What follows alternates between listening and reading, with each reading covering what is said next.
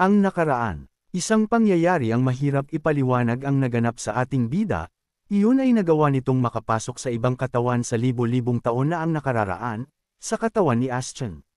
Bagay na inaalam ng ating bida kung ano ba talaga ang nagaganap.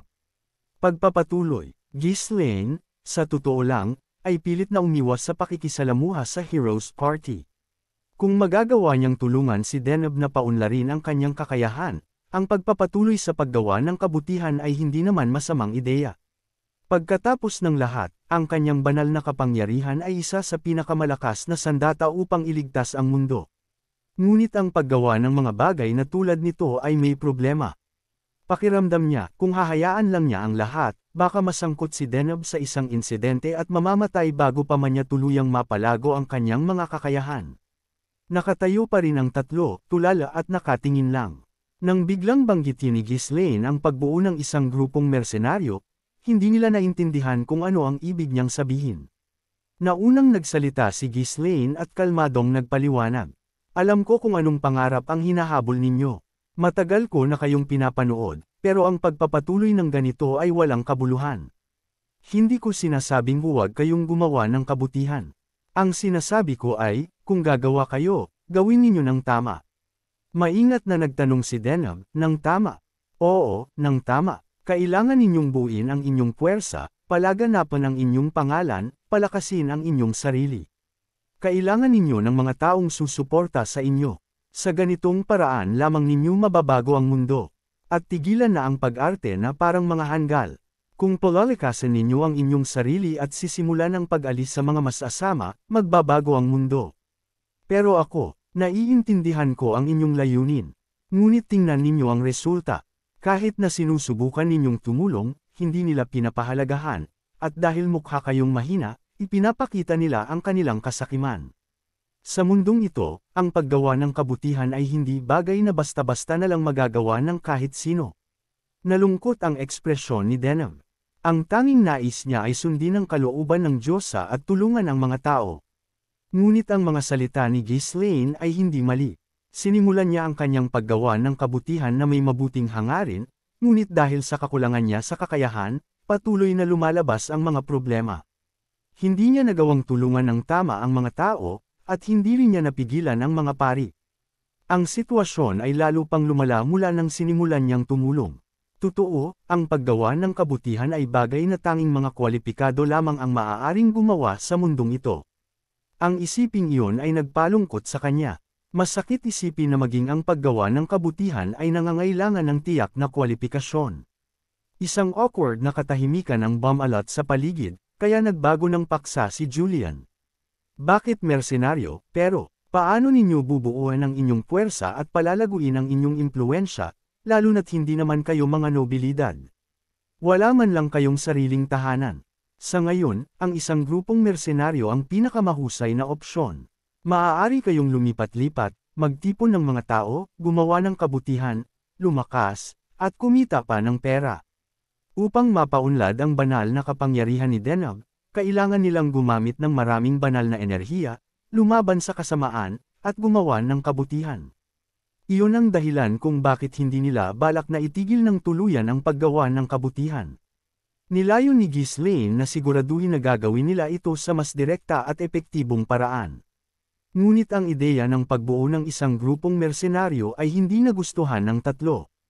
Sa panahong ito, ang mga grupong mersenaryo ay parang mga organisasyong kriminal. Nakikipaglaban sila sa ibang paksayon, sinasakop ang mga ito, at nakikisalamuha sa mga labanan para sa kapangyarihan. Nagtanong si Deneb, pero, kung magiging mersenaryo tayo, hindi ba ibig sabihin ay baka magtapos tayo sa paggawa ng masasamang bagay? Ang mga mersenaryo ay kumikilos para sa kapakinabangan ng kanilang mga employer. Ang mga digmaang pinaglalabanan nila ay hindi palaging tungkol sa kabutihan laban sa kasamaan, madalas, ito ay tungkol sa pag-aagawan sa kita. Umiling si Ghislaine at sumagot, hindi ko iminumungkahi ang anumang masama. Ngunit maaaring may mga hindi maiiwasang sitwasyon. Mga hindi maiiwasang sitwasyon. Halimbawa, maaari kayong magtrabaho para sa isang masamang tao, ngunit baka lumabas na isa pala siyang mabuting tao. Sa panahon ng laban, wala kayong oras upang alamin iyon. Kung titigil kayo upang isipin ang bawat maliit na bagay, mamamatay na kayo bago pa man ninyo mabago ang mundo. Naintindihan ni Deneb at tumango. Wala siyang pagtutol sa puntong ito. Sa katunayan, iyon ang dahilan kung bakit hindi siya nag-atubili kailanman sa pakikipaglaban sa mga bandido. Itinuro sa kanya ng simbahan na ang pag-aalis sa kasamaan ay mahalaga para sa paglikha ng isang mas magandang mundo. Nagpatuloy si Ghislaine habang sinulyapan ang tatlo, kung magpapatuloy kayo sa ganitong paraan, hindi ninyo kailanman malilikha ang mundong nais ninyo. Mas mabuti pang kumilos bilang mga mersenaryo, hanapin ang mga masasamang tao, at patayin sila. Mas maraming tao ang maliligtas niyan. Binigyang diin ni Ghislaine na kahit magtrabaho sila bilang mga mersenaryo, dapat ay nakatuon sila sa pag-alis sa kasamaan at pag-target dito. Hindi niya sila maaaring protektahan ng habang buhay, kaya hindi niya nais na biglaang baguhin ang kanilang mga paniniwala. Nais lang niya na kumilos sila ng may desisyon. Tahimik na nakikinig, biglang nagtanong si Julian. Pagkatapos marinig ang pag-uusap ng dalawa, mayroon siyang isang tanong sa kanyang isipan. Paano kung, para makaligtas ng mas maraming tao, mayroong isang taong kailangang isakripisyo, ano ang dapat gawin noon? Ito ay isang mahirap na tanong, at walang iisang sagot. Ang mga tao ay magkakaroon ng iba't ibang sagot depende sa kanilang pananaw. Tumigil si Ghislaine sandali, nag-iisip ng maingat. Pagkatapos, sa isang bihirang sandali ng katapatan, nagsalita siya, nais na maging tapat sa kanila sa kabila ng hindi niya nais na maapektuhan ng husto ang kanilang pananaw sa mundo. Hindi ko sinasabing dapat nating isakripisyo ang mga inosente para sa mas malaking layunin. Hindi ko rin gusto iyan.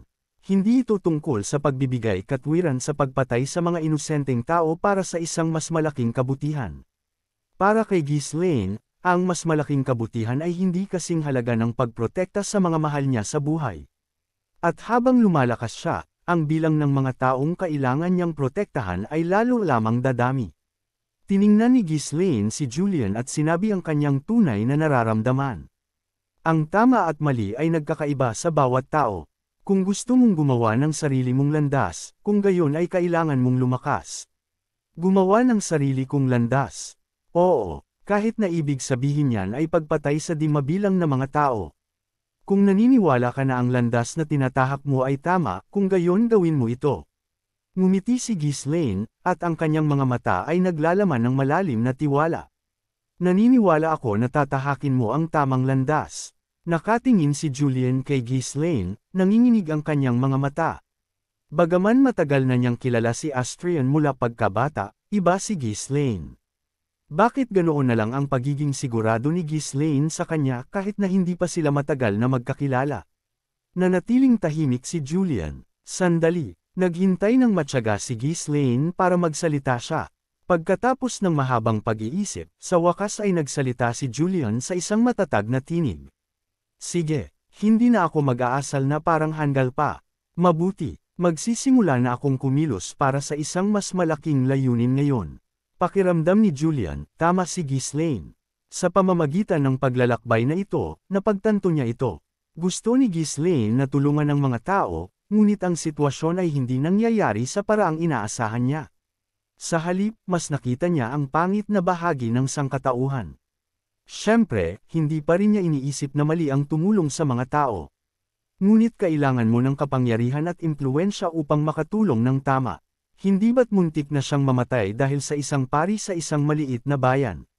Sa huli, ang pangunahing layunin ay alisin ang demonic realm. Tanging kapag nawala ang demonic realm lamang makakahanap ng kapayapaan ang mundo. Ang dahilan kung bakit naging napakalungkot ng mundo ay dahil din sa mahabang digmaan sa demonic realm. Una, lumikha tayo ng pinakamahusay na grupong mersenaryo.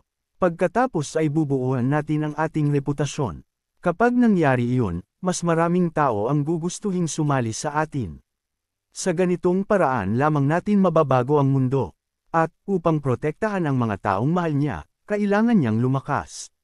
Tiningnan ni Julian si Deneb at nilunok ang kanyang mga salita. Ito ay tanging personal na pagnanasa lamang niya, wala nang iba. Sinubukan ni Ghislaine ang kanyang makakaya na huwag masyadong baguhin ang mga halaga ni Julian. Ngunit ang hindi niya alam ay, dahil sa sinabi ni Ghislaine, ang mga paniniwala na lumalago kay Julian ay nagsimula ng magkaroon ng matatag na porma. Nang hindi niya namamalayan, ngumiti ng maliwanag si Ghislaine pagkatapos marinig ang desisyon ni Julian. Si Deneb, na nag-iisip, ay tumanggo rin. Napagtanto rin niya sa pamamagitan ng insidenteng ito kung gaano kaina ang kanyang sariling mga kakayahan. Hindi niya titigilan ang paggawa ng kabutihan. Kung makakakita siya ng isang taong nangangailangan, natural na tutulungan niya ito. Ngunit ang mga bagay ay magiging iba na mula ngayon. Magiging matatag siya kung kinakailangan at lalaban siya kung kailangan. Uunahin niya ang mas malalaking layunin kaysa sa maliliit na gawa ng kabutihan. Iyon ang tunay na paraan upang makaligtas ng mas maraming tao. Kaya, ang mga paniniwala ni Deneb ay nagsimula ng mabuo, salamat kay Ghislaine. Nagkaroon ng guminhawa na ekspresyon si Kyle. Alam niyang hindi titigil sa pagiging hanggal ang dalawang iyon, ngunit hindi bababa sa hindi na sila mabubuhay ng may pagkadismaya tulad ng dati. Sa pagkakita na naintindihan na ng lahat, ngumiti ng maliwanag si Ghislaine. Sa sandaling iyon, nagtanong si Dark sa isipan ni Ghislaine. Master, ayos lang ba talaga ito? Anong ibig mong sabihin? Sa tingin mo ba ayos lang na patuloy silang impluwensyahan ng ganito, bumubuo ng isang grupong mersenaryo at hinuhubog ang kanilang mga halaga? Paano kung magsimula silang lumago sa pamamagitan ng paggawa ng maliliit na gawa ng kabutihan at magtapos sa paghahanap ng isang uri ng pagkakataon? Hindi ko alam. Ano? Nakakainis ito. Anong dapat kong gawin? Ipinaliwanag ko na ito sa abot ng aking makakaya. Maaari pa rin silang gumawa ng kabutihan. Sinasabi ko lang na dapat silang tumigil sa pag-arte na parang mga handal at mag-focus sa pagbuo ng isang pundasyon muna. Binigyan ko sila ng layunin. Isang layunin. Paano kung, tulad mo, magtapos sila sa pag-e-enjoy na maging mersenaryo at magsimula sa pakikipaglaban araw-araw? Hindi sila ganoong klaseng tao. Ngunit kahit na sila ay ganoon, wala akong pakialam. Sabi ng Saintess na hayaan silang gawin ang gusto nila. Sa tingin ko ay gagana ito. Wala silang malinaw na layunin dati, tama. Hindi ko sinabing huwag gumawa ng kabutihan. Sinasabi ko lang na palakasin nila ang kanilang sarili at impluwensya, at pagkatapos ay tumulong ng tama. Huwag nilang aksayahin ang kanilang enerhiya sa pagsubok na tumulong ng hindi kinakailangan, umaarte na parang mga handal. At malinaw kung binigyan sila ng layunin na dapat nilang habulin ngayon. Pagkatapos ng lahat, ang pakikipaglaban sa demonic realm ay magiging isang bagay para sa malayo pang hinaharap. Kaya, hindi ito dapat magdulot ng anumang problema. Kahit pagkatapos marinig ang paliwanag ni Ghislaine, nagtaas pa rin ang pagtutol si Dark. Hindi ko alam ang tungkol dito. Pakiramdam ko ay masyadong maraming pakikisalamuha sa nakaraan. Hindi, sa tingin ko ay mas masama ang hayaan silang magpatuloy sa pag-arte na parang mga handal. Habang nag-aaway ang dalawa, narinig ang boses ni Astrian. Tumigil na kayo. Gising ka ba? Oo, tahimik akong nanunood. Hindi ito ilang kakayahan ng dragon. Nagpapanggap kang natutulog, hindi ba? Ngunit ano ang pinapasalamatan mo sa akin? Naiinis din ako sa pagkakita sa kanila na umaarte na parang mga handal. Iyon ang dahilan kung bakit sinubukan ni Ghislaine na iwasan ang mga tao hanggat maaari. Kung makakaladkad siya sa isang malas na bagay, baka mamatay siya. Sa katotohanan, maingat na pinangunahan ni Astrian ang kanilang grupo, nakikipagtulungan lamang sa mga kinakailangang sundalo at pinupukaw ang mga bandido. Patuloy na pinapatagal ni Julian ang ideya ng pagsisimula sa kanilang paglalakbay. Sa kanilang mga personalidad, hindi pa sila handang harapin ang mga kawalang katarungan ng mundo. Samantala, nang sinabi ni Deneb na maglalakbay siya, iyon ang oras na sa wakas ay umalis sila ng magkasama. Si Deneb ay isang pilgrim priest. Natural lang na ang pagtulong sa mga tao at paggawa ng kabutihan ay kanyang tungkulin. Ngunit alam ko na sa kalaunan, magkakaroon ng mga problema sa mundong ito. Ang pangyayaring ito ay isang bagay na kailangan nilang maranasan kahit minsan. Nag-alala si Ghislaine na baka seryosong masaktan si Deneb, ngunit salamat kay Ghislaine, nalagpasan nila ito ng ligtas. Bukod pa rito, ngayon na nakatuon sila sa pagbuo ng isang grupong mersenaryo at pagpapalakas, medyo guminhawa ang pakiramdam ni Astrian. Hindi ko alam kung ito ba ay tunay na maluwalhating paggamit ng espada, ngunit kahanga-hanga. Mag-aasa ako sa iyo sa ngayon. Guminhawa ang pakiramdam ni Astrian. Alam niya na walang ginagawang mali si Ghislaine, kundi sa halip ay tinutulungan ang kanyang mga kaibigan na lumakas. Gusto ni Ghislaine na sabihin, sa totoo lang, kayong lahat ang nagturo sa kanila niyan. Ngunit nagpigil siya. Ang pagsasabi niyan ay magpapakomplikado lamang ng mga bagay. Sa halip, nagtanong siya ng iba. Kung sa bagay, may plano ka ba? Kung mayroon ka, sabihin mo sa akin. Tutulong din ako doon. Kailangan mo silang palakasin ng mabilis. Hindi niya alam kung kailan siya madyay-gising mula sa katawang ito, o kung madyay-gising pa siya. Plano ni Ghislaine na gawin ang lahat ng kanyang makakaya bago iyon. Ngunit nagsalita si Astrian sa isang mahinang boses. Hindi pa oras upang magsalita. Mag-focus ka sa pagpapalakas sa kanila. Sigurado ka ba na may plano ka? Hindi ba't naglilibot ka lang sa pag-eensayo ng walang tunay na layunin? Mayroon. Nag-snap si Astrian. Tinamaan ni Ghislaine ang punto. Kahit sinabi ni Astrian iyon, mukhang wala siyang malinaw na plano. Gayunpaman, marami na siyang nagawa. Sa kanyang kasalukuyang mga kakayahan, maiintindihan niya ang mga bagay sa kanyang sarili. Sige, dahil gising ka, bantayan mo sila. Nakakapagod na ang patuloy na panunood sa parehong nakakabagot na katawan. Ngunit dahil ang tatlo ay mula sa probinsya, halos tungkol lamang sa mga alaala ang kanilang pinag-uusapan. Mas mabuti pang makinig kay Astrian, na hindi bababa sa mas matalino kaysa sa iba pa. Sumagot si Astrian sa isang pagod na boses. Hanggal, ginagawa mong imposible. Ano? Ang laki ng aking mundo ay hindi ka kayang maglaman ngayon, napapagod ako kahit na sandali lang akong gising. Aha, iyon pala iyon.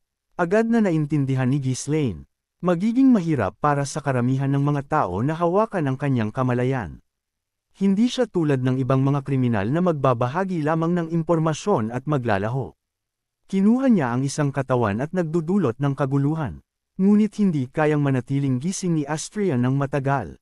Oo, magpapahinga ako ulit. Mangyaring alagaan mo sila. Huwag kang mag-alala. Sisiguraduhin kong mas malakas sila sa susunod. Maganda, iyan. Sa gayon, natahimik si Astrian at bumalik sa pagtulog. Pagkatapos lumipat sa isa pang lungsod, una nang hinanap ni Ghislaine ang Mercenary Guild. Ang manager ng guild ay tiningnan ng apat, sinuri ang kanilang mga itsura, at tumawa ng may pangungutya. Oo, mukha kayong grupo ng mga baguhan. Gusto ninyong maging mersenaryo. Tumango si Ghislaine. Gusto kong magparehistro bilang isang mersenaryo at makuha ang aking ID. Direkta na ba tayong pupunta sa pagsusuri? Tumawa ang manager at nagkibit-balikat sa matapang na mga salita ni Ghislaine. Mukhang biro ang trabahong mersenaryo sa panahong ito. Ibig sabihin, ang mga bata na tulad ninyo ay pumapasok at gustong sumali. Hoy, alam ba ninyo kung gaano kadelikado ang trabahong ito? Alam ko, kaya gusto kong itigil muna ang pag-aaksaya ng oras at tapusin na lang. Aba, kung gusto mong mamatay ng maaga, hindi kita pipigilan. Ano ang inyong specialty? Mayroon ba kayong anumang kasanayan? Hindi naman kayo mukhang may sapat na pangangatawan para lumaban ng tama, hindi ba? Ako ay isang mage. Isang mage. Nagulat ang manager. Ang isang mage na mersenaryo ay isang bihirang paningin. Hindi karaniwang kinukuha ng mga mage ang trabahong mersenaryo. Mas kumikita at mas ligtas ang gumawa ng ibang mga bagay. Karamihan sa mga mage ay galit sa paglalakbay. Mas gusto nilang manatili sa mga tore, nagbabasa ng mga libro. Ang isang mage na gumagawa ng trabahong mersenaryo ay alinman sa isang kriminal na tumatakas o isang kakaibang tao na mahilig maglibot-libot. Dahil dito, hindi maiwasang maging hinala ang manager sa batang tao sa kanyang harapan. Ilang circle, unang circle, ikalimang circle. Ha, pinagluloko mo ba ako? Gusto mo bang mamatay? Ang isang fifth circle mage ay isang bihasang propesyonal, may kakayahang hawakan ang mga seryosong gawain sa mahika. Bakit pipiliin ng ganoong mage na maging isang mersenaryo? Pinakamahalaga, ang taong nasa kanyang harapan ay mukhang masyadong bata. Kahit na isinasaalang-alang na mayroong mga mukhang batang mage, ang isang fifth circle mage sa edad na ito ay mukhang imposible. Hindi maiwasang tumawa ng mapait ang manager. Determinado siyang bigyan ang batang ito ng isang aral. Sa tingin mo ay maaari ka lang pumasok dito at magbiro. Sa isang matalas na ekspresyon, iniabot niya ang kanyang kamay upang sunggaban si Ghislaine. Ngunit lumaki ang kanyang mga mata sa gulat, at siya ay nanigas. Ano? 12 ng malalaking mana spears ang biglang lumutang sa paligid ni Ghislaine. Nanatiling nanigas sa gulat ang manager habang nakatingin sa mga lumulutang na sibat. Ngumisi si Ghislaine at sinabi, gusto mo bang sirain ko ang lahat dito ngayon? Huwag, teka, balisa na ikanaway-kaway ng manager ang kanyang mga kamay. Bagaman hindi siya sigurado kung ito ba ay talagang mahika ng fifth circle, ang nakakabiglang aura mula sa bawat sibat sa hangin ay hindi. May kailangan itong maging hindi bababa sa mahika ng third circle. Hindi niya na kayang panatilihin ang pagpapanggap ng hindi paniniwala. Mabilis niyang binaba ang kanyang tono, sinusubukang ayusin ang sitwasyon. Sige na at gawin na natin ang pagsusuri para sa inyong grupo. Tumango si Ghislaine, pagkatapos ay binawi ang mga lumulutang na sibat. Tiningnan niya ang manager at nagtanong, gumawa ka ng isang grupong mersenaryo. Talaga, oo, ang pangalan ay. Mabilis na sinulyapan ni Ghislaine ang kanyang mga kasama, pagkatapos ay nagsalita. Tatawagan natin itong Julian Mercenary Group. Wala nang pag-aalinlangan tungkol sa hinaharap. Handa siyang gumawa ng kanyang marka at kumilos ng malaya. Ang isang salita lang ang umalangaw sa isipan ni Julian nang marinig na ang pangalan ng grupong mersenaryo ay ipapangalan sa kanya, nakakahiya.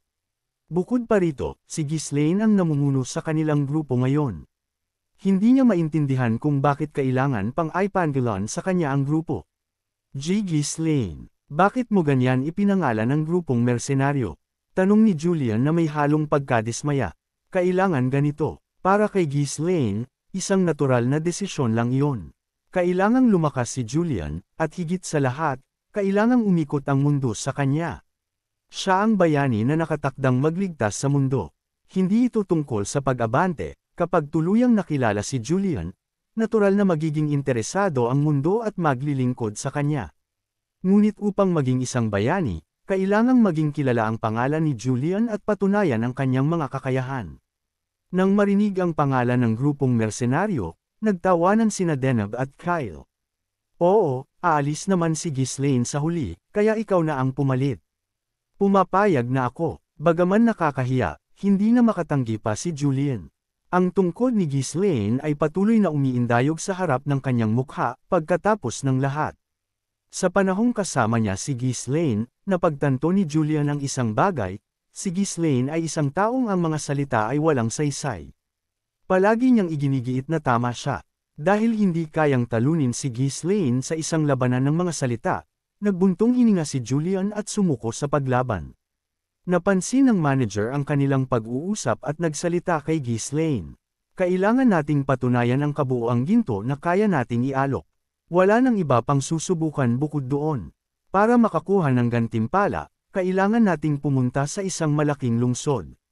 Sige na, sapat na iyan sa ngayon. Ang isang 5th level na tao ay maaaring tumanggap ng aralin. Ikaw ba ay isang 5th circle master? Hindi naman, nasa entry level lang ako. Umalang-alang ang manager. Ang kanyang tono ay halos parang nagtatranscribe ng isang beat. Aba, hanggat entry level ay ayos lang, maaari mo bang ipakita sa akin ang ilang 5th circle magic? Nagkaroon ng bahagyang inis na ekspresyon si Ghislaine. Hoy, hindi mo ba naramdaman ang nakakatakot kong mana kanina? At ngayon gusto mo na naman akong magpakita ng mahika? Hindi, alam kong mayroon kang mga kasanayan, ngunit kailangan kong malaman ang iyong circle ng eksakto. Mabilis na binago ng manager ang paksa ngunit hindi sumuko. Alam niya na ang mga mage ay eccentric at kung minsan ay mahiyain, ngunit kailangan niya ng tamang kumpirmasyon. Ang mundo ay talagang walang tiwala, hindi ba? Nagsisisi si Ghislaine, umiiling. Pagkatapos ay hinugot niya ang kanyang tungkod at sa pagkakataong ito ay hindi gumawa ng maramihang maliliit. Sa halip, tinipon niya ang kanyang mana sa isang malaki at matayog na sibat. Humihingal ang manager, nararamdaman ang matinding kapangyarihan na nagmumula sa nilikha. Wow, hindi ka panipaniwala ito. Bibigyan kita ng pinakamataas na grado na. Kaya kung ibigay, ngunit kailangan nating yukit ang iyong circle sa mercenary badge, 5th circle magic ba ito? Oo, ito, hindi ko alam ang mahika na ito. Maaari mo bang ipakita sa akin ang isang mas sikat? Hindi. Bakit hindi? Ang aking mahika, kapag ito ay nailabas na, walang pag-iwas sa pagdanak ng dugo. Nagsimulang magtipon ng mahika si Ghislaine. Gaano man nila siya pakiusapan na ipakita ito, hindi niya magawa. Ngunit ang manager, na subtly persistent, ay hindi sumuko. Hindi, kailangan nating yukit ang circle sa badge. Tumanggi ako. Hindi ka maaaring tumanggi. Nanatiling tahimik at hindi gumalaw si Ghislaine. Ang manager, na naiinis, ay sinampal ang kanyang dibdib at nagsabi.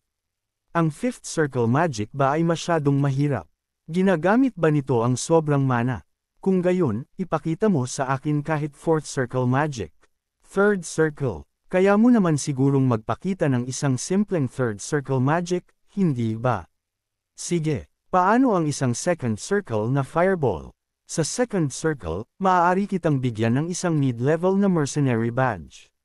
One stone circle. Ayos lang ang isang light spell, hindi ba? Kahit ang light magic, nangangailangan ba ito ng dugo? Ang manager, na nagiging matigas ang ulo, ay iginiit na makita man lang ang first circle magic. Ngunit si Ghislaine, nanginginig ang mga ngipin, ay nanatiling tahimik at pinanatili ang kanyang posisyon. Hindi kailanman natalo si Ghislaine sa isang labanan ng kalooban. Sa wakas, sumabog ang mga hinala ng manager.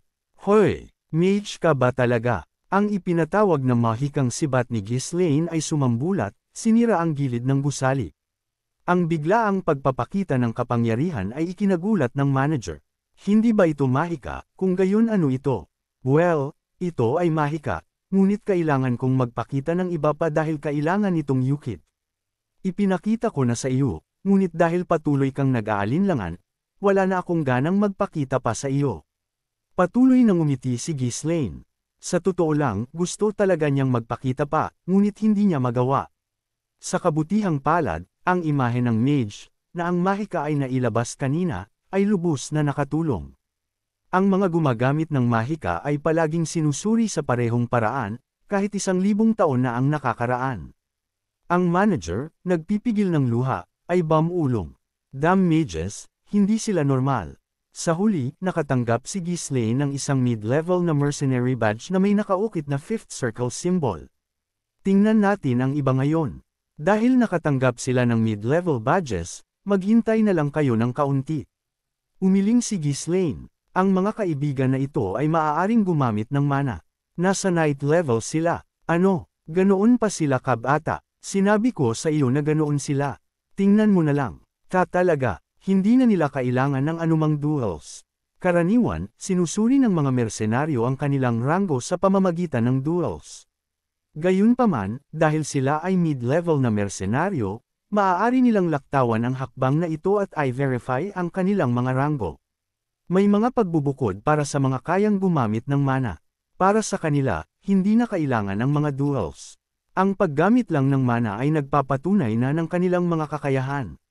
Kahit ang mga knights ay maaaring magtapos bilang mga bandido sa panahong ito. Sa panahong ito, maraming mersenaryo na gumagamit ng mana. Gayunpaman, karamihan sa kanila ay nasa antas ng mga bandido at mas matanda, mga nasa edad na lalaki. Ang mga kabataan at nangangakong mga talento ay bihirang magtrabaho bilang mga mersenaryo.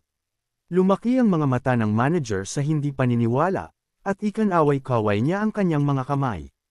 Aba, tingnan natin iyan. Inilagay ni Julian ang kanyang espada sa kanyang gilid at dinaloy ang mana dito. Ganoon din ang ginawa ni Kyle. Ang asul, na liwanag ng kanilang mana ay suminag sa kanilang mga espada. Bagaman hindi makumpirma ng manager ang kanilang mga circles, alam niya na ito ay mana. Talaga, hindi maaari, paano sila ganoon pa kabata? Bamulong ang manager ng may pagkasabik. Napagtanto na may mga bihirang talento na dumating sa Mercenary Guild. Sa isang masayang ngiti, sinabi niya, sige na, bibigyan ko kayong 2 ng mid-level badges. Nagsimulang maging pamilyar ang manager sa kanila. Ang mga mage ay eccentric at mahirap lapitan, ngunit ang mga ganitong malalakas na tao ay ibang usapan. Ang maging on good terms sa mga talentado at nangangakong mga tao ay hindi kailanman masamang bagay. Mukhang humanga, itinuro ni Ghislaine si Denham. Bigyan mo rin siya ng badge. Parehong ranggo, Ang mga mata ng manager ay naging paghamak. Hindi ba siya, isang pari? Oo, hindi siya pumunta sa testing castle. Teka, maaari bang magparehistro ang isang pari bilang isang mersenaryo? Bakit hindi? Nagblink si Denham, dahil walang batas sa doktrina na nagbabawal sa mga pari na magtrabaho bilang mga mersenaryo. Siyempre, hindi kailanman nagkaroon ng ganoong bagay. Ang mga pari na gumawa ng trabahong mersenaryo para sa pera at pagkatapos ay ginamit ito upang tumulong sa iba ay hindi rin umiral. Ngunit kung mayroong magpipilit, maaari nilang ituring ang kanilang sarili na mga mersenaryo. Ang manager, na nalilito, ay nagtanong, kung gayon, paano natin sila raranggo? Ang mga mercenary guild ay nagre-ranggo ng mga tao batay sa iba't ibang pamantayan depende sa kaharian o lungsod. Ang guild na ito ay gumagamit ng isang tiyak na sistema, ngunit wala silang alituntunin para sa mga pari. Si Ghislaine, walang pakialam, ay sumagot. Sinabi ko sa iyo, bigyan mo siya ng mid-level na ranggo. Ang kakayahang gumamit ng banal na kapangyarihan ay sapat na. Banal na kapangyarihan. Maaari ko bang makita? Sa mga salita ng manager, iniunat ni Denham ang kanyang kamay. Isang mahina ngunit malinaw na liwanag ang nagmula dito. Napaatras ang manager at likas na humakbang paatras, nararamdaman ang hindi maikakailang banal na kapangyarihan. Hindi ka panipaniwala, hindi mahalaga kung ang banal na kapangyarihan ay malakas o mahina. Ang mahalaga ay ang isang taong kayang gumamit ng banal na kapangyarihan ay bahagi na ngayon ng grupong mersenaryo. Habang ang mga knights ay karaniwang sumasailalim sa maraming pagsubok, ang mga mersenaryo dito ay mukhang simpleng mga mage sa labas, ngunit ang kanilang mga ranggo ay medyo kahanga-hanga. Bukod pa rito, sila ay lahat ay bata. Kung patuloy nilang paunlarin ang kanilang mga kasanayan at mabuhay, ang grupong ito ay walang alinlangan na magiging isang matatag na puwersang mersenaryo.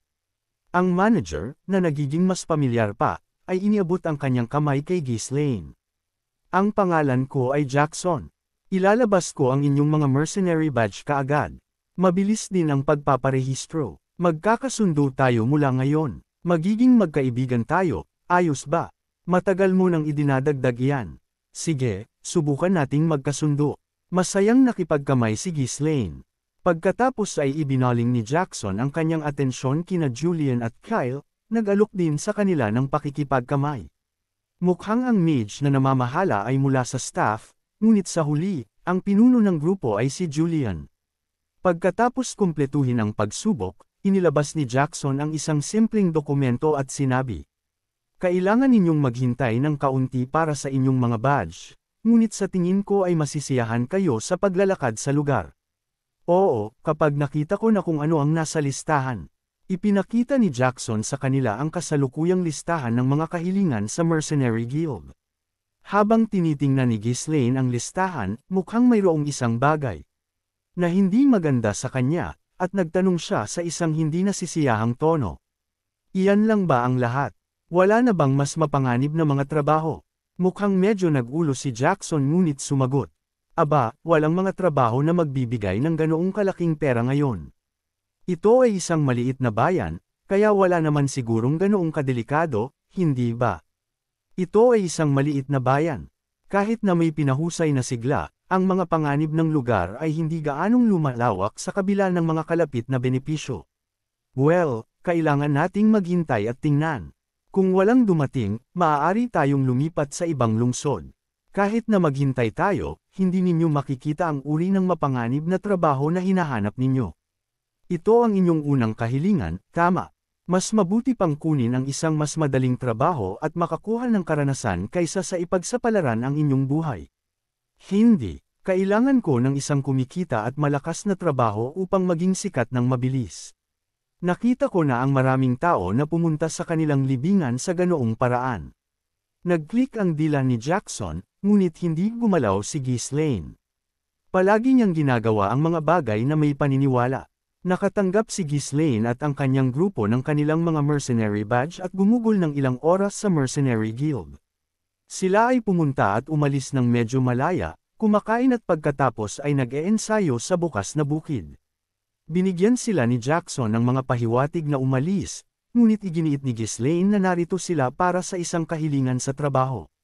Siyempre, ayaw maging masyadong bastos ni Ghislaine, kaya inabot niya ang isang maliit na halaga ng pera bilang bayad, na nagpatahimik kay Jackson sa ngayon. Isang araw, habang gumugugol sila ng oras sa Mercenary Guild. Mga mersenaryo, kailangan namin ng mga mersenaryo. Isang batang lalaki ang pumasok sa guild. Siya ay may banayad at malambot na hitsura. Ang kanyang mga damit ay medyo luma, ngunit gawa sa medyo pino na material. Ano ang kailangan mo sa kanila? Humarap si Jackson at nagtanong, at mabilis na sumagot ang lalaki. Kailangan ko ng isang kalahok sa duel. Mangyaring ipakilala ang isang bihasang mersenaryo. Isang kalaban sa duel, para sa Rax Merchant Guild. Si Kamahalan Leo mula sa Rax Merchant Guild. Oo, tama iyan. Kumalat na ba ang chismis hanggang dito? Nanliit ang mga mata ni Jackson, na parang naaawa sa lalaki. Hindi ito gagana, wala kaming sinuman na angkop para dyan. Mangyaring, wala bang bihasang mersenaryo dito? Malapit na ang oras. Sumulyap si Jackson patungo sa likod. Sa sandaling iyon, natapos ng grupo ni Ghislaine ang kanilang pag-eensayo at nakaupo sa isang mesa at kumakain. Ang pagkain ay dinala ng isang waiter mula sa isang kalapit na inn. Hindi man lang ito isang restaurant. Habang bumubulong sa loob, lumapit si Ghislaine at nagtanong. Anong nangyayari? Anong klaseng kahilingan ito? Isang kahilingan para sa isang tao na lumahok sa isang duel. Isang duel. Oo, nagkaroon ng hindi pagkakasundo ang kamahalan ng Merchant Guild. Ngayon, humiling ang kamahalan ng isang duel. Aba, ang ganitong klaseng mapanganib na negosyo ay bagay sa inyo. Ngunit hindi iyan ang gusto ko. Ang mga ganitong klaseng duels ay hindi talaga nakakatulong ng husto. Sinubukan ni Ghislaine na ipagsawalang bahala ito. Ang hinahanap niya sa isang mapanganib na trabaho ay isa kung saan sila ay nakikipaglaban sa isang solong lokasyon, hindi lang panganib sa politika. Ang mga ganoong bagay ay sakit lang sa ulo at nakakapagod. Bukod pa rito, sa isang maliit na lugar na tulad nito, ang pagkakaroon ng isang duel ay hindi makakatulong sa pagpapataas ng kasanayan ng isang tao. Hinikayat sila ni Leo na may tumitinding desperasyon. Mangyaring, hanapin ninyo ako ng isang bihasang mersenaryo. Wala nang gaanong oras na natitira. Tatanggapin namin ang inyong kahilingan. Ngunit, walang pera para sa panig ng kamahalan. Ang trabaho, handa kaming tumulong, ngunit kailangan naming harapin ang pakikipaglaban at ipwesto ang aming sarili. Siyempre, kung mayroong nakakaalam ng sitwasyon, tutulungan nila kami. Umapela si Leo sa kanilang pagiging may pananagutan, ngunit si Jackson, nang umingiti ng awkward, ay umiling. Ibibigay ko ito sa mga mersenaryo, ngunit hindi magiging madali. Mangyaring ihanda ninyo ang inyong sarili para doon. Si Leo, na nasa sabyutan, ay nagsimulang umiyak ng malakas. Nang makita ito, tahimik na nagsabi si Deneb. Mukha siyang isang taong naagrabyado. Sok, nandyan ka na naman. Iyan ay mula sa kanyang pananaw. Kailangan mong palaging pakinggan ang magkabilang panig ng kwento. Totoo iyan. Oo, ang mga tao ay palaging nagsasalita mula sa kanilang sariling pananaw. Kung siya ay tunay na naagrabyado o gumagawa lang ng mga dahilan, hindi natin malalaman ng sigurado. Kung makikialam kayo, kailangan ninyong unawain ng malinaw ang magkabilang panig muna.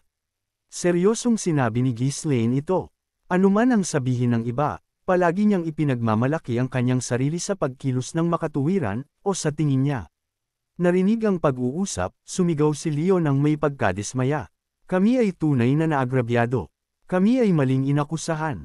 Huwag ninyo kaming kausapin ng ganyan kung hindi kayo tutulong. Tumingin si Ghislaine sa kanya, nagulat. Nakilala na niya ang di mabilang na mga tao sa negosyong mersenaryo, kabilang na ang mga sakam. Kailanman na ang mga taong ito ay nasa pagtanggap ng parusa, palagi silang sisigaw na sila ay naagrabyado. Ang panahon ay mas malupit ngayon. Ang pakikinig lamang sa isang panig at paniniwala dito ay naive. Hinahangaan ni Julian, Deneb, at Kyle ang kalmadong pag-uugali ni Ghislaine. Hanggang ngayon, hindi pa sila nag-isip sa ganitong paraan. Kapag mayroong humihingi ng tulong, mabilis silang mag-aalok nito ng walang gaanong pag-iisip. Ganyan talaga si Ghislaine. Kailangan nating matutunan ang ganyang antas ng pagiging kalmado. Hindi kaya ang sitwasyon ay talagang mali. Habang hinahangaan siya ng tatlo, patuloy na umiiyak si Leo. Wala na bang pag-asa sa mundong ito? Si Leo ay tunay na mukhang naagrabyado. Ang kanyang banayad at inosenteng hitsura ay nagparamdam sa mga manunood ng awa. Kinagat nina Julian at Deneb ang kanilang mga labi habang tinitingnan siya. Gusto nilang tumulong. Gusto nilang lutisin ang kanyang mga problema. Ngunit alam nilang nangako sila kay Ghislaine na hindi na makikialam pa. Kung hahayaan nilang umalis si Leo, ang Rax Merchant Guild ay malamang naguguho. Si Leo, na may natalong ekspresyon, ay sinabi, "Wala nang 1 linggo ang natitira. Ano ang ibig mong sabihin? Pumunta sa ibang lugar at magtanong." Lubos akong humihingi ng paumanhin na hindi ako makakatulong. Maingat na tumanggi si Jackson, at bumulong si Leo sa isang boses na puno ng desperasyon. "Sana lang ay hindi kami ninakawan ng mga pondo." Nang marinig ito, biglang tumayo si Ghislaine. "Sinabi mo bang pondo?" "Oo, oo. Karamihan sa mga pondo mula sa aming teritoryo ay kinuha. Ang kamahalan ay maling inakusahan kami upang makuha ang kontrol sa kanila." Ang ekspresyon ni Ghislaine ay nagbago ng husto nang marinig ito. "Ganoong, malupit na kamahalan, ha? Ano, kami ay isang grupong mersenaryo na gumagawa lamang ng matuwid na gawain. Ang aming layunin ay parusahan ang kasamaan." Pagkatapos marinig ang iyong kwento, mukhang ikaw ay naagrabyado. "Ano, pero kanina, tutulungan ka namin." Sa mga salita ni Ghislaine, lumaki ang mga mata ni Leo. Ngumiti ng maliwanag si Ghislaine sa kanya, para sa kapakanan ng katarungan. Lito ang ekspresyon ni Leo. Kanina, malamig siyang nakatingin lang, at biglang umasta si Ghislaine na parang matagal na silang magkaibigan. Hindi niya maunawaan kung bakit. Si Ghislaine, walang pakialam sa kakaibang tingin ni Leo, ay inilalayan siya at nagpatuloy. "Sige na, wala tayong gaanong oras, kaya mag-usap na lang tayo habang naglalakad. Hoy, kayong lahat, bilisan ninyo at mag-empake. Ito ang una nating misyon." Napakurap ang tatlo, nakatingin kay Ghislaine. Hindi sila makapag-adjust sa biglaang pagbabago ng atmosphere. Ngunit nang sandaling tinitigan sila ni Ghislaine ng may determinasyon, sabay-sabay silang kumilos. Si Leo, nalilito pa rin sa biglaang pagiging palakaibigan ni Ghislaine, ay tiningnan siya ng may pagdududa. Sa totoo lang, wala siyang inaasahan mula sa kanila. Lahat sila ay mukhang masyadong bata at malambot para sa mga mersenaryo. Ang gusto niya ay mga bihasa at makapangyarihang mga mersenaryo. At mayroon pang ibang bagay tungkol kay Ghislaine na nanatili sa kanyang isipan. "Una, misyon, sabi mo." Agad na napansin ni Ghislaine ang pagkabalisa at desperasyon sa mga salita ni Leo. "Huwag kang mag-alala ng husto. Ako ay isang Fifth Circle Mage, pagkatapos ng lahat." Fifth Circle. Mahirap para kay Leo na maniwala na ang isang mukhang ganito kabata ay maaaring isang Fifth Circle Mage. Ngumisi si Ghislaine at ikinaway ang kanyang daliri. Bigla, isang napakalaking mana spear ang nagmaterialize sa hangin. "Oh, wow!" Napasinghap si Leo. Ikinaway ulit ni Ghislaine ang kanyang kamay, at ang sibat ay umangat pataas. Ang sibat ay tumagos sa bubong sa isang iglap. Namutla ang mukha ni Leo nang makita ito. Hindi niya maiwasang sumigaw sa pagkamangha. Sa antas na ito, kahit isang bihasang knight ay maaaring matalo sa isang hit. Bagaman totoo na ang mga mage ay nasa disadvantage sa direktang labanan sa mga knight, hindi nag-alala si Leo. "Sapat na ito, kaya nating patayin ang kalaban bago pa man sila makalapit." Ang sibat ay nabuo sa isang iglap. Inisip niya na bago pa man makalapit ang knight, matatapos na sila. Si Leo, na hindi pamilyar sa labanan, ay ganito lamang ang naiisip. Sa wakas ay nakakita ng pag-asa, hinawakan niya ang kamay ni Ghislaine at inulit ang kanyang pasasalamat. "Salamat. Maraming salamat. Walang anuman. Masaya akong tumulong sa paglaban sa kasamaan. Humayo na tayo." "Opo." Agad na sumunod si Ghislaine at ang kanyang grupo kay Leo. Si Jackson, na nakatayo doon sa isang tuliro na estado, ay bumulong habang nakatingin sa butas sa bubong. Ang mga bastards na iyon. Mukhang magiging mataas ang gastos sa pag-aayos, ngunit dahil natanggap na niya ang kanyang bayad, hindi siya maaaring magreklamo. Umiiling, inimpake niya ang kanyang mga gamit. Ang isipin na ang isang bagong buo na grupong mersenaryo ay direktang makikisangkot sa isang kamahalan, ang mga taong ito ay talagang walang takot. Kahit na manalo sila sa duel, malamang na kailangan nilang tumakas sa ibang rehiyon. Si Jackson, na sinusubukang makipagkaibigan sa kanila, ay medyo nadismaya. Si Julian, nag-eempake, ay bumaling kay Ghislaine at nagtanong. Bakit ang biglaang pagbabago? Sabi mo dapat nating pakinggan ang magkabilang panig. At sabi mo rin na ang mga duels ay hindi masyadong nakakatulong. Sa tingin ko ay magiging ayos lang ang tulungan sila. Ngunit paano kung ang kabilang panig ang masama? Ang ginto ay mabuti. Ano? Kalimutan mo na. Anyway, alam ko kaagad kapag tiningnan ko ang mga bagay-bagay. Sinabi ko ito upang turuan kayong lahat ng isang bagay. May plano ako. Sumunod na lang kayo. Sige. Si Ghislaine ay isang taong maaaring baguhin ang kanilang diskarte sa isang iglap kung kinakailangan. Ang tatlo ay, nalilito pa rin ngunit masikap na nagmamasid at nag-aaral. Muling ipinakilala ni Leo ang kanyang sarili kay Ghislaine. Ako si Leo, ang tagapagmana ng Rax Merchant Guild. Salamat sa pagtanggap sa misyon. Paano tayo magpapatuloy sa kontrata? Ako ang magdedesisyon sa bayad pagkatapos kong marinig ang lahat ng detalye. Mangyaring magpatuloy ka sa iyong paliwanag. Oo, hayaan mo akong ipaliwanag ng detalyado ang sitwasyon. Ang pamilyang Rax ay binubuo ng ilang mararangal na pamilya. Bagaman wala silang teritoryo, ang kasalukuyang pinuno ng pamilya ay may mahusay na kakayahan sa pamamahala at pinalago ang guild sa isang medyo malaki. Sila ay bahagi ng Mark Baron Age at nagawang makakuha ng malaking yaman sa pamamagitan ng kanilang mga pakikipag-ugnayan sa kamahalan. Sa ngayon, hindi nakikialam ang kamahalan sa aming mga buwis o kita, dahil malaki ang ibinabayad namin. Ngunit kamakailan, may natuklasang public funds sa teritoryo. Bahagi nito ay matatagpuan sa lupaing pag-aari ng Rax Merchant Guild. Ang Rax Merchant Guild ay may malalaking karapatan sa pagmimina sa rehiyon, dahil maaari silang legal na makakuha ng isang bahagi ng mga yamang mineral. Ibinigay nila ang higit sa kalahati ng mga karapatan sa pagmimina sa kamahalan, dahil ito ay tama lang na isinasaalang-alang na kontrolado ng kamahalan ang lupa. Gayunpaman, nagsimulang tingnan ng kamahalan ang mas marami pang mga karapatan sa pagmimina, na legal na nakuha nila. Ang dami ng ore na minina mula sa bahagi ay napakalaki, na ginagawang madaling makita kung bakit sakam ang kamahalan para sa mas marami. Ngunit nakuha ng Rax Merchant Guild ang mga karapatang ito ng legal, na sinusuportahan ng Mark Baron Age. At kaya, humingi sila ng tulong. Pinilipat ni Leo ang kanyang mukha sa galit habang nagpapatuloy. Isang steward na nagtrabaho sa amin sa loob ng 2 taon ay pinagtaksilan kami. Isang steward ang nagtaksil sa iyo. Baliw ito, anyway, magpatuloy ka. Ang pagtataksil ng steward ay ikinagulat ng guild. Kailangan nilang magbayad ng dagdag na buwis dahil sa mga kita mula sa pagmimina at pagproseso ng mineral. Ang kamahalan, na ginagamit ito bilang isang dahilan, ay nagsimulang magbigay ng presyon sa guild. Gumawa ang kamahalan ng mga huwad na dokumento na nag-aakusa sa guild, at sa tulong ng steward at staff na bumaling na laban sa kanila, ginawa nila ang lahat ng ebidensya. Sinabi ng kamahalan na papatawarin niya kami kung ibibigay namin ang lahat ng ari-arian ng guild.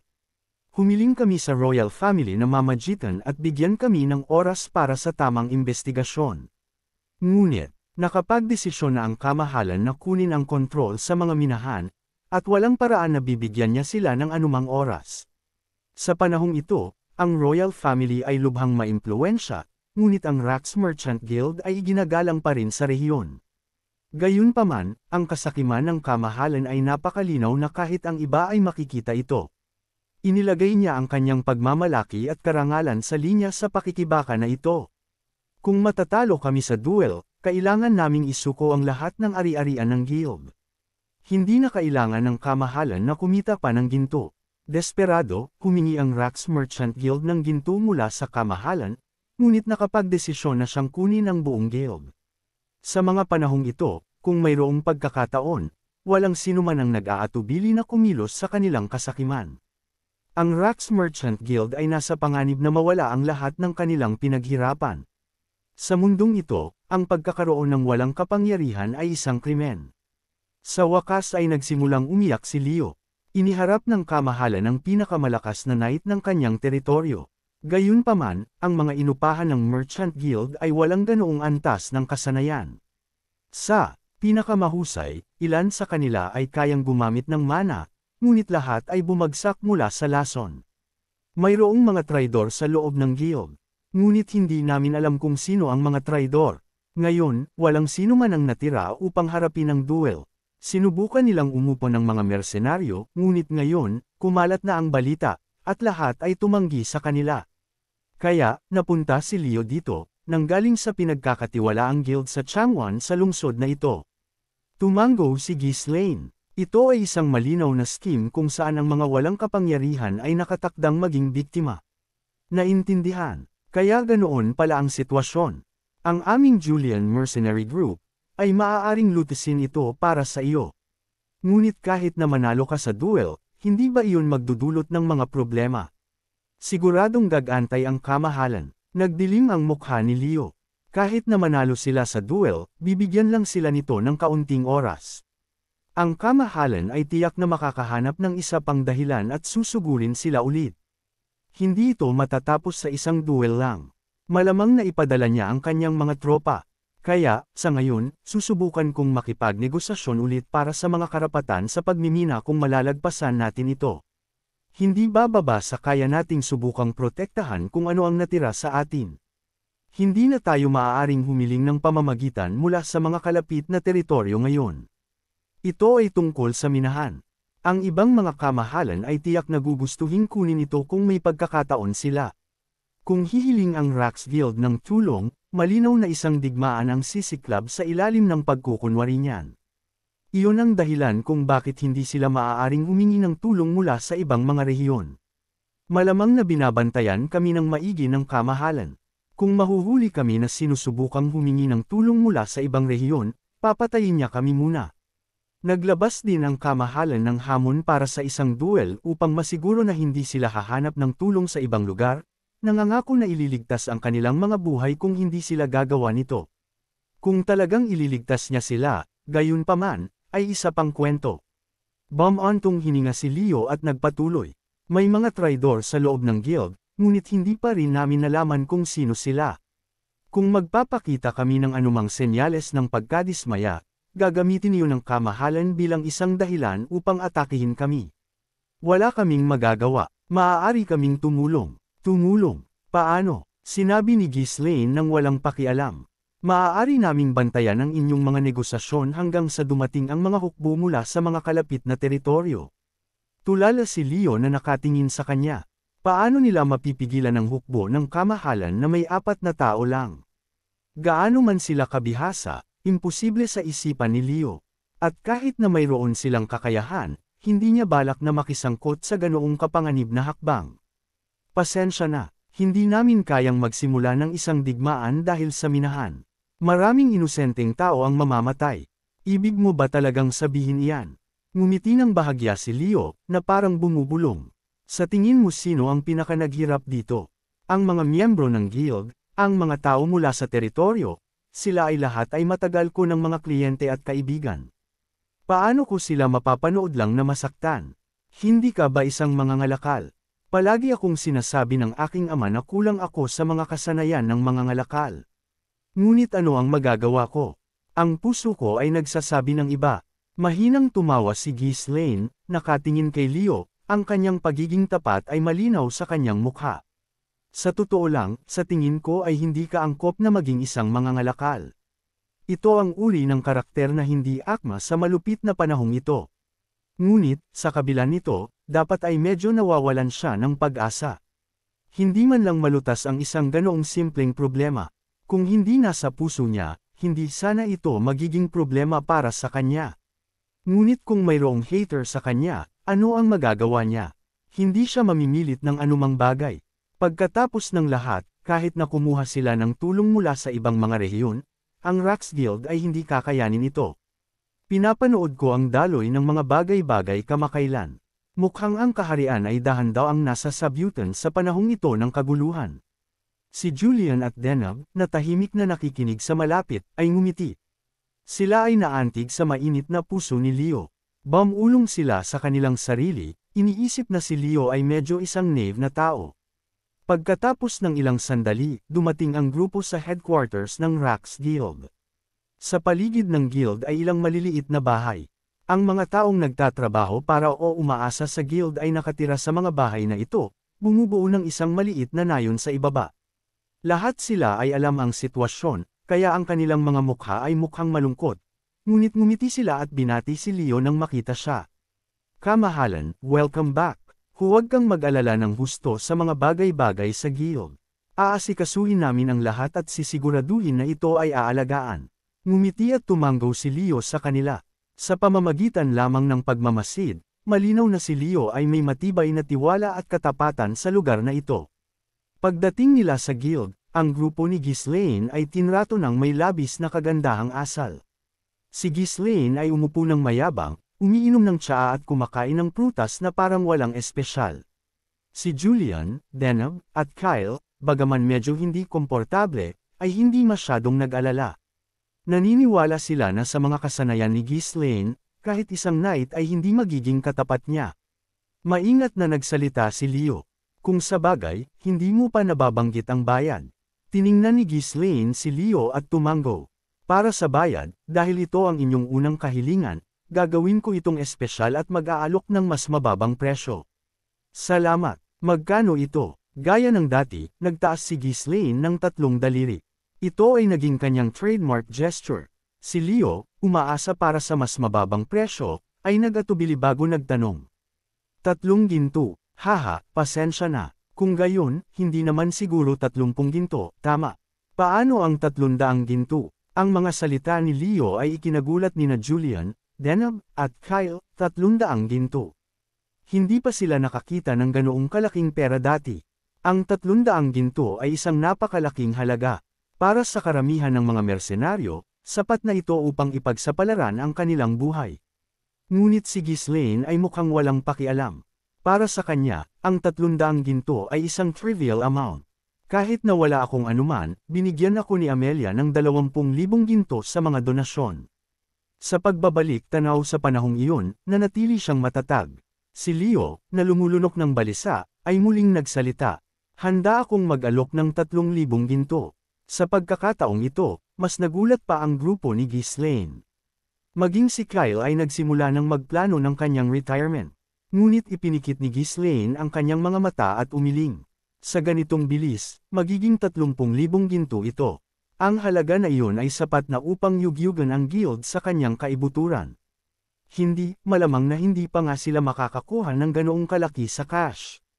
Ito ay isang napakalaking halaga, at ang mga mukha ng lahat ay namutla. Si Leo, na may nanginginig na boses, ay nagtanong, magkano ang handa mong tanggapin? Ngumiti ng bahagya si Ghislaine at umiling ulit. Sa tingin ko ay mayroong hindi pagkakaunawaan, hindi ko iniisip na kunin ang ganoong kalaking halaga ng sabay-sabay. Kung gagawin ko iyon, masisira ang operasyon ng guild. Talaga, kung gayon, ano ang ibig mong sabihin sa paunti-unti? Ang 30% ay magiging patas. Kukunin ko ang 30% ng mga karapatan sa pagmimina mula sa naibalik na minahan. Ngumiti ng maliwanag si Ghislaine. Ibig sabihin nito ay layunin nilang manatiling maganda ang relasyon sa pangmatagalan. Hindi may pinta ang mukha ng lahat nang marinig ang mga salita ni Ghislaine. 30% ng kita mula sa minahan ng ginto. Para bang balak niyang sipsipin ang lahat ng kayamanan ng pamilya hanggang sa huling patak, habang buhay. Mahinang tumawa sina Julian at Denham, halatang lumabas na ang hangin sa kanilang mga dibdib. Ang kapal talaga ng mukha niya. Ibang-iba siya sa atin. Tumanggo naman sina Kyle at Dara bilang pagsang-ayon. Natuto na siyang maganda. Isang tunay na maestro. Nilunok ni Leo ang kanyang pagkadismaya. Bagaman hindi niya kailangang bayaran kaagad ang 30,000 ginto, sa katagalan, mas higit pa ang ibibigay nila, at ito ay magiging walang hanggan. Malinaw na labis-labis ang kanyang hinihingi, ngunit dahil sa delikadong sitwasyon, hindi imposible na tanggapin ito. Ang problema ay nasa iba. Nang makita si Leo na malalim ang iniisip, hindi na itago ni Ghislaine ang kanyang misteryosong ngiti. Kung mahimatay ka, aalis na ako kaagad. Hindi, gusto ko lang, may problema sa pagsang-ayon dyan. Ano ang issue? Handa akong isuko ang minahan. Ang pagpapanatiling buhay ng aking pamilya at ng guild ay ang aking prioridad. Ngunit ngayon na hinihingi ang kita ng minahan. Nang inig ang boses ni Leo habang sinasabi niya ang imposible sa pag-iwan sa minahan. Kaya, nag-alok siya ng isa pang kondisyon. Mas mabuti kung gagawing flexible ang shares ng aming guild kasama ang minahan. Ang mga salita ni Leo ay lumabas pagkatapos niyang pag-isipan ito ng ilang beses. Pagkatapos ng lahat, isinugal na niya ang lahat sa pagsubok na ito, kaya tama lang na sumugal ng buo kay Ghislaine. Tumango si Ghislaine na may tuso ng ngiti. Matagal na niyang alam na sa huli ay isusuko ng Rax Merchant Guild ang minahan. Inaasahan niya na mag-aalok si Leo ng ganoong klaseng mungkahi.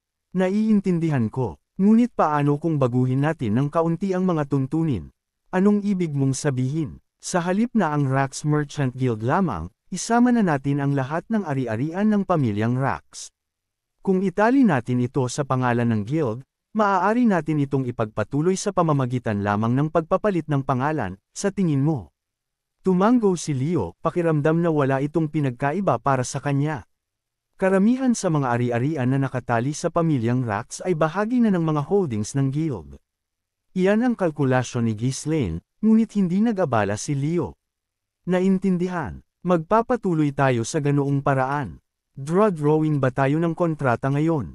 Hindi ba kailangan mo ng pahintulot mula sa pamilya? Hindi, ang aking ama ay incapacitated dahil sa isang malubhang shock mula sa insidenteng ito. Halos hindi na siya makagalaw. Ako ang pinagkatiwalaan ng lahat ng awtoridad. Palaging tutol si Leo dito, ngunit alam niya na mas mabuti ito kaysa mawala ang lahat. Ito ay isang maliit na sakripisyo sa malaking plano ng pagliligtas sa Rax Merchant Guild. Agad na tinapos ang kontrata. Ngayon, ang natitira na lang ay para manalo si Ghislaine sa mga pangunahing factions. Bumulong si Leo sa kanyang sarili habang sumusulyap kay Ghislaine. Talagang alam niya kung paano makuha ang gusto niya. Ayos pa ba ito? Ang mga future profits ng minahan ng ginto ay magiging napakalaki, ngunit 300% na return on investment. Kahit na tinapos niya ang deal, nakaramdam si Leo ng ginaw na damaloy sa kanyang gulugod. Bakit parang nakikipag-ugnayan ako sa demonyo? Ibinenta ba niya talaga ang kanyang kaluluwa upang iligtas ang kanyang pamilya? Ngunit pagkatapos ay umiling si Leo, itinaboy ang pag-iisip. Ang mga taong ito lamang ang handang tumulong sa kanya sa kabila ng pag-alam sa kanyang sitwasyon. Hindi ito purong kabaitan, bagaman, napagtanto niya na kailangan niyang harapin ang kanyang sariling nakatagong pagkakasala. Ang proseso ng kontrata ay tumigil sa huling sandali. Aba, kung gayon, kung magiging maayos ang mga bagay-bagay, magkakasama tayong magtrabaho ng mas madalas. Maaari ba tayong maging mas komportable sa isa't isa? Pakiramdam ko ay ako ang mas matanda rito. Mas matanda, tiningnan ni Leo si Ghislaine nang may pagdududa. Si Ashton, na mukhang isang mage na hindi nakakita ng sikat ng araw sa loob ng mahabang panahon, ay mukhang mas nalilito dahil sa kanyang maliit na pangangatawan. Mukha siyang mas bata kaysa sa inaasahan. Ngunit walang pagtanggi na ang kanyang katapatan ay nagparamdam sa kanya na parang isang nakatatandang kapatid. Kung si Julian, Deneb, o Kyle ang nasa posisyong iyon, mas maiintindihan ni Leo, isinasaalang-alang ang kanilang edad. Ngunit matapang na nagsalita si Ghislaine, halos walang kahihiyan. Ito ay dahil ako ay isang mage. Sa totoo lang, mas matanda ako kaysa sa mukha ko. Ganoon ba? Naisip ni Leo, lubos na humanga. Palagi niyang pinaniwalaan na si Ghislaine ay isang taong hindi maaaring tanggihan, ang siyang nagpoprotekta sa mismong core ng pamilyang Rax. Sa isang banayad na ekspresyon, masunerang tumango si Leo. Naiintindihan ko. Sa isang paraan, ikaw ay isang mahalagang tagapagtustos na nag-abot ng tulong sa pamilya sa panahon ng krisis. Titingnan kita bilang isang nakatatandang kapatid, kamahalan Ashton. Ginagamit ni Ghislaine ang pangalan ni Ashton sa publiko. Ito ay isang bagay na kailangan niyang gawin sa kalaunan. Nang tinanggap ni Leo ang kanyang mungkahi, ngumiti si Ghislaine. Mabuti, subukan nating magkakasundo sa hinaharap. Sa kanyang mga seryosong salita, mukhang solemn si Ghislaine. Ito ay isang parirala na uulitin niya sa loob ng mahabang panahon, aba, dahil hihingi siya ng tulong sa kalaunan. Nagpaplano pa nga siya ng isang malaking regalo na magpapagulat kay Leo hanggang sa punto ng pagkakahimatay. Ngayon, ang kailangan na lang nilang gawin ay maghintay para sa petsa ng duel. Hawak ang kontrata, Umalangaw sa isipan ni Ghislaine ang boses ni Ashton. Ano pa itong notarization? Ngayon mo lang ba ito inilalabas? Sige, anong nangyayari? Bakit mo pinirmahan ang kontratang ito? Tanong ni Ashton, malinaw na nalilito sa sitwasyon. Mahulaan ni Ghislaine ang kasalukuyang mga pangyayari at mabilis na sumagot. Pagkatapos marinig ang paliwanag, halatang nagulat si Ashton. Iyan, tinanggap mo ang tulong sa ganoong bagay. Nasa posisyon ka na maaari mong makuha ang 30% ng lahat ng kita mula sa pamilyang Rax kapag nanalo ka. Iyan ay isang ganap na walang pananagutang sitwasyon. Tanga ka, ang kamahalan at ang bookkeeper ay hindi lang basta hahayaan ito. Alam ko, at patuloy ka pa rin dito. Hindi pa sila sapat na malakas para hawakan ang ganoong bagay. Huwag kang mag-alala, hawak ko ito. Mula ngayon, ang pamilyang Rax ay magiging matatag na pinagmumulan ng kita ng aming grupong mersenaryo at isang maaasahang sponsor. Naiinis si Ashton. Iniwan niya ang kanyang mga kaibigan upang lumakas, ngunit ngayon ay pumapasok sila sa mapanganib na sitwasyon na ito. Inisip niya na maingat niyang ginagabayan ang kanyang mga kaibigan hanggang ngayon, tinutulungan silang tiisin ang mga paghihirap, at pinuprotektahan sila mula sa pinsala. Ngunit ngayon, ang tanging naiisip niya ay ang kinabukasan ng princess. Mukhang wala itong mage na ito na ideya kung ano ang ginagawa niya. Si Baron Magvel ang absolutong pinuno ng rehiyong ito. Sa sinabi iyan, hindi mapigilan ni Ghislaine ang tumawa. Ano ang tiisin niya? Si Ducod, na nakikinig, ay sumabog din sa tawa. Master, napaka-cute nila. Kung nakita nila ang Helperman Duque, mahihimatay sila, haha. Nagulat si Ashton sa kanilang mga reaksyon.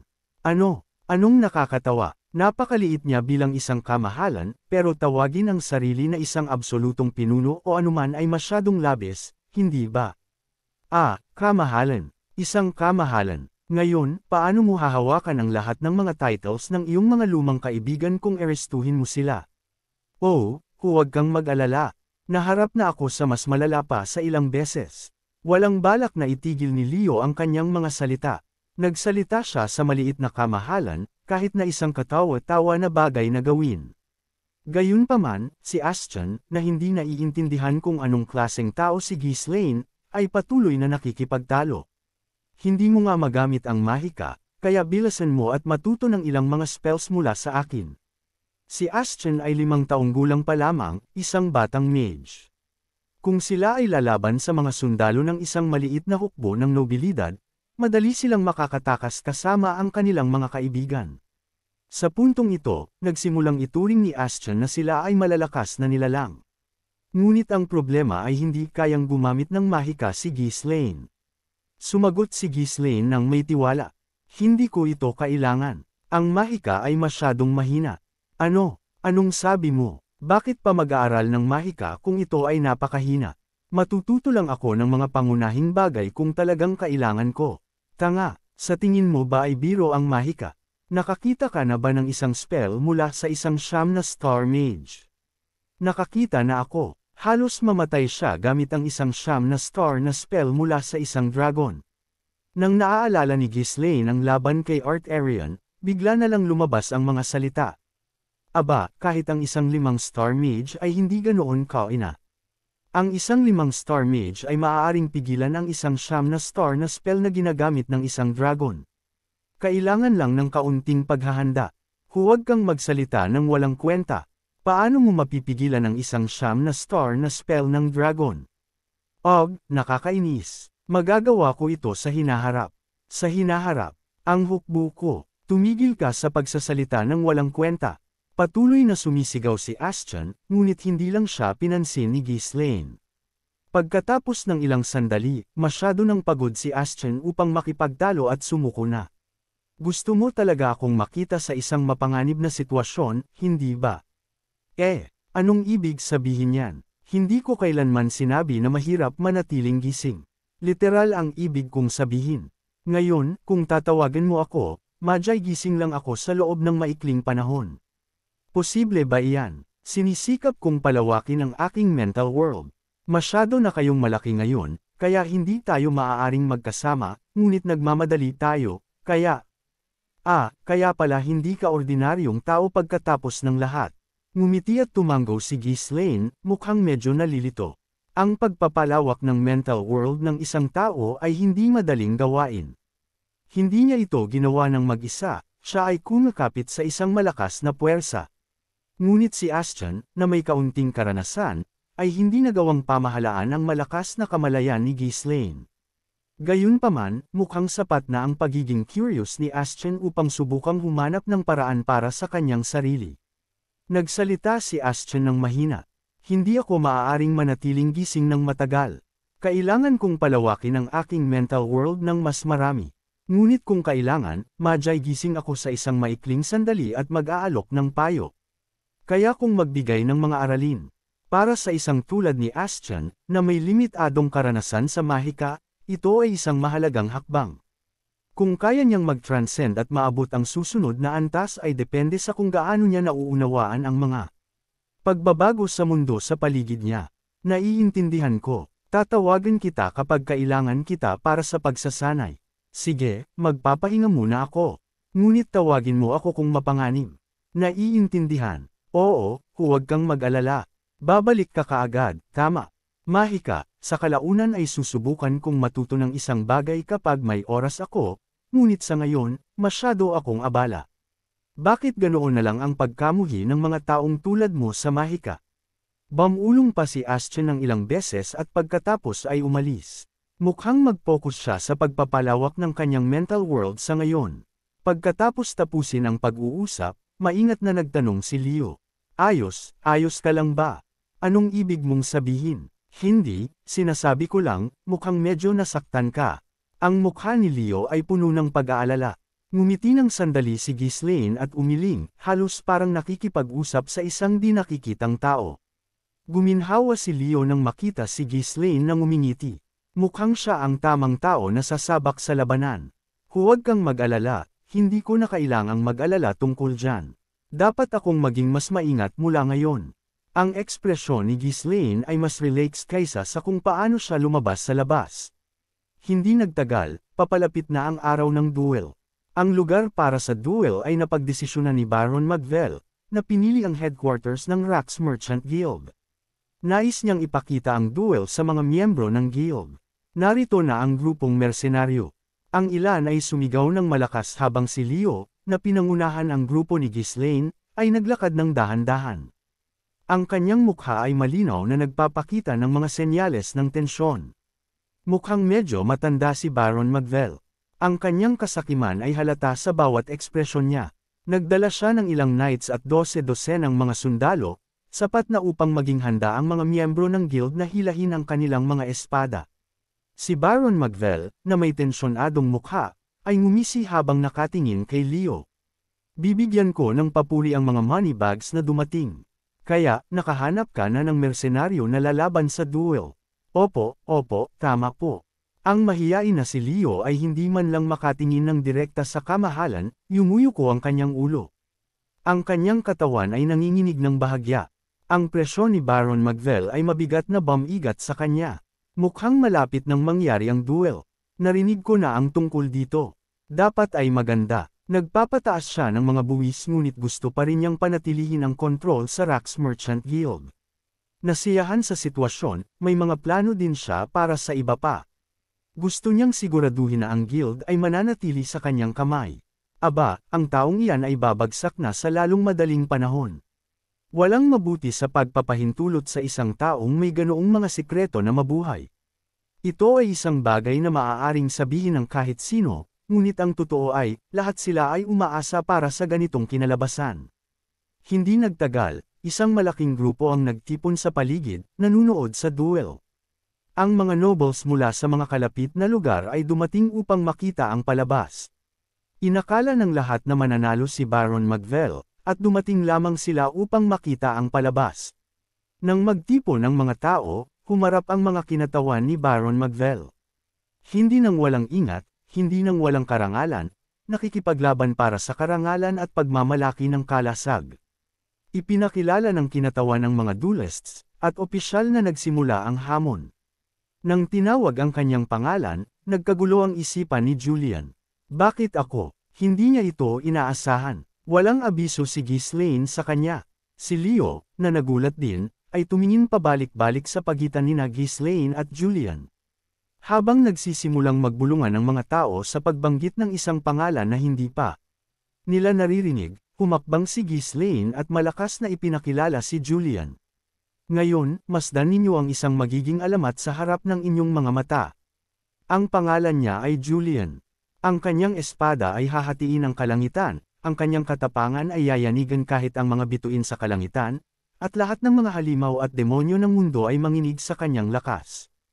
Huwag ninyong kalimutan ang kanyang pangalan. Ang pangalan ng bayani na magliligtas sa mundo. Sa bawat daan na kanyang lalakaren, kasaysayan ay isusulat.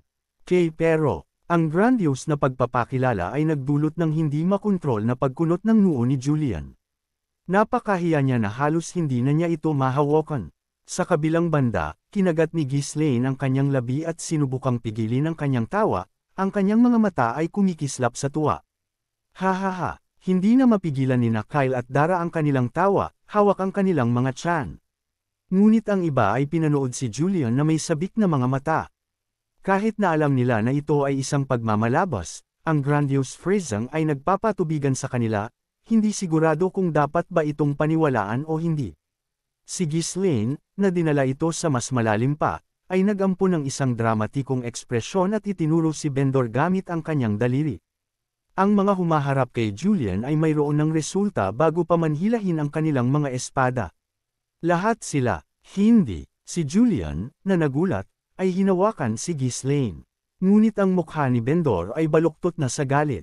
Sumigaw pa si Ghislaine ng mas malakas. Hinamamon mo ang aming pinuno. Hiniling mo na ang mahika at ang alchemy ay ihiwalay. Tigil, huwag ka nang umatras ulit. Nagpanik si Julian at tinakpan ang bibig ni Ghislaine. Ngunit ngayon, ang mga mata ni Bendor ay puno na ng galit. Paano naglakas loob ang mga mahihinang ito na insultuhan ako? Paano hahayaan ng pinakadakilang knight ni Baron Magvel na siya ay mapahiya ng mga hanggal na ito?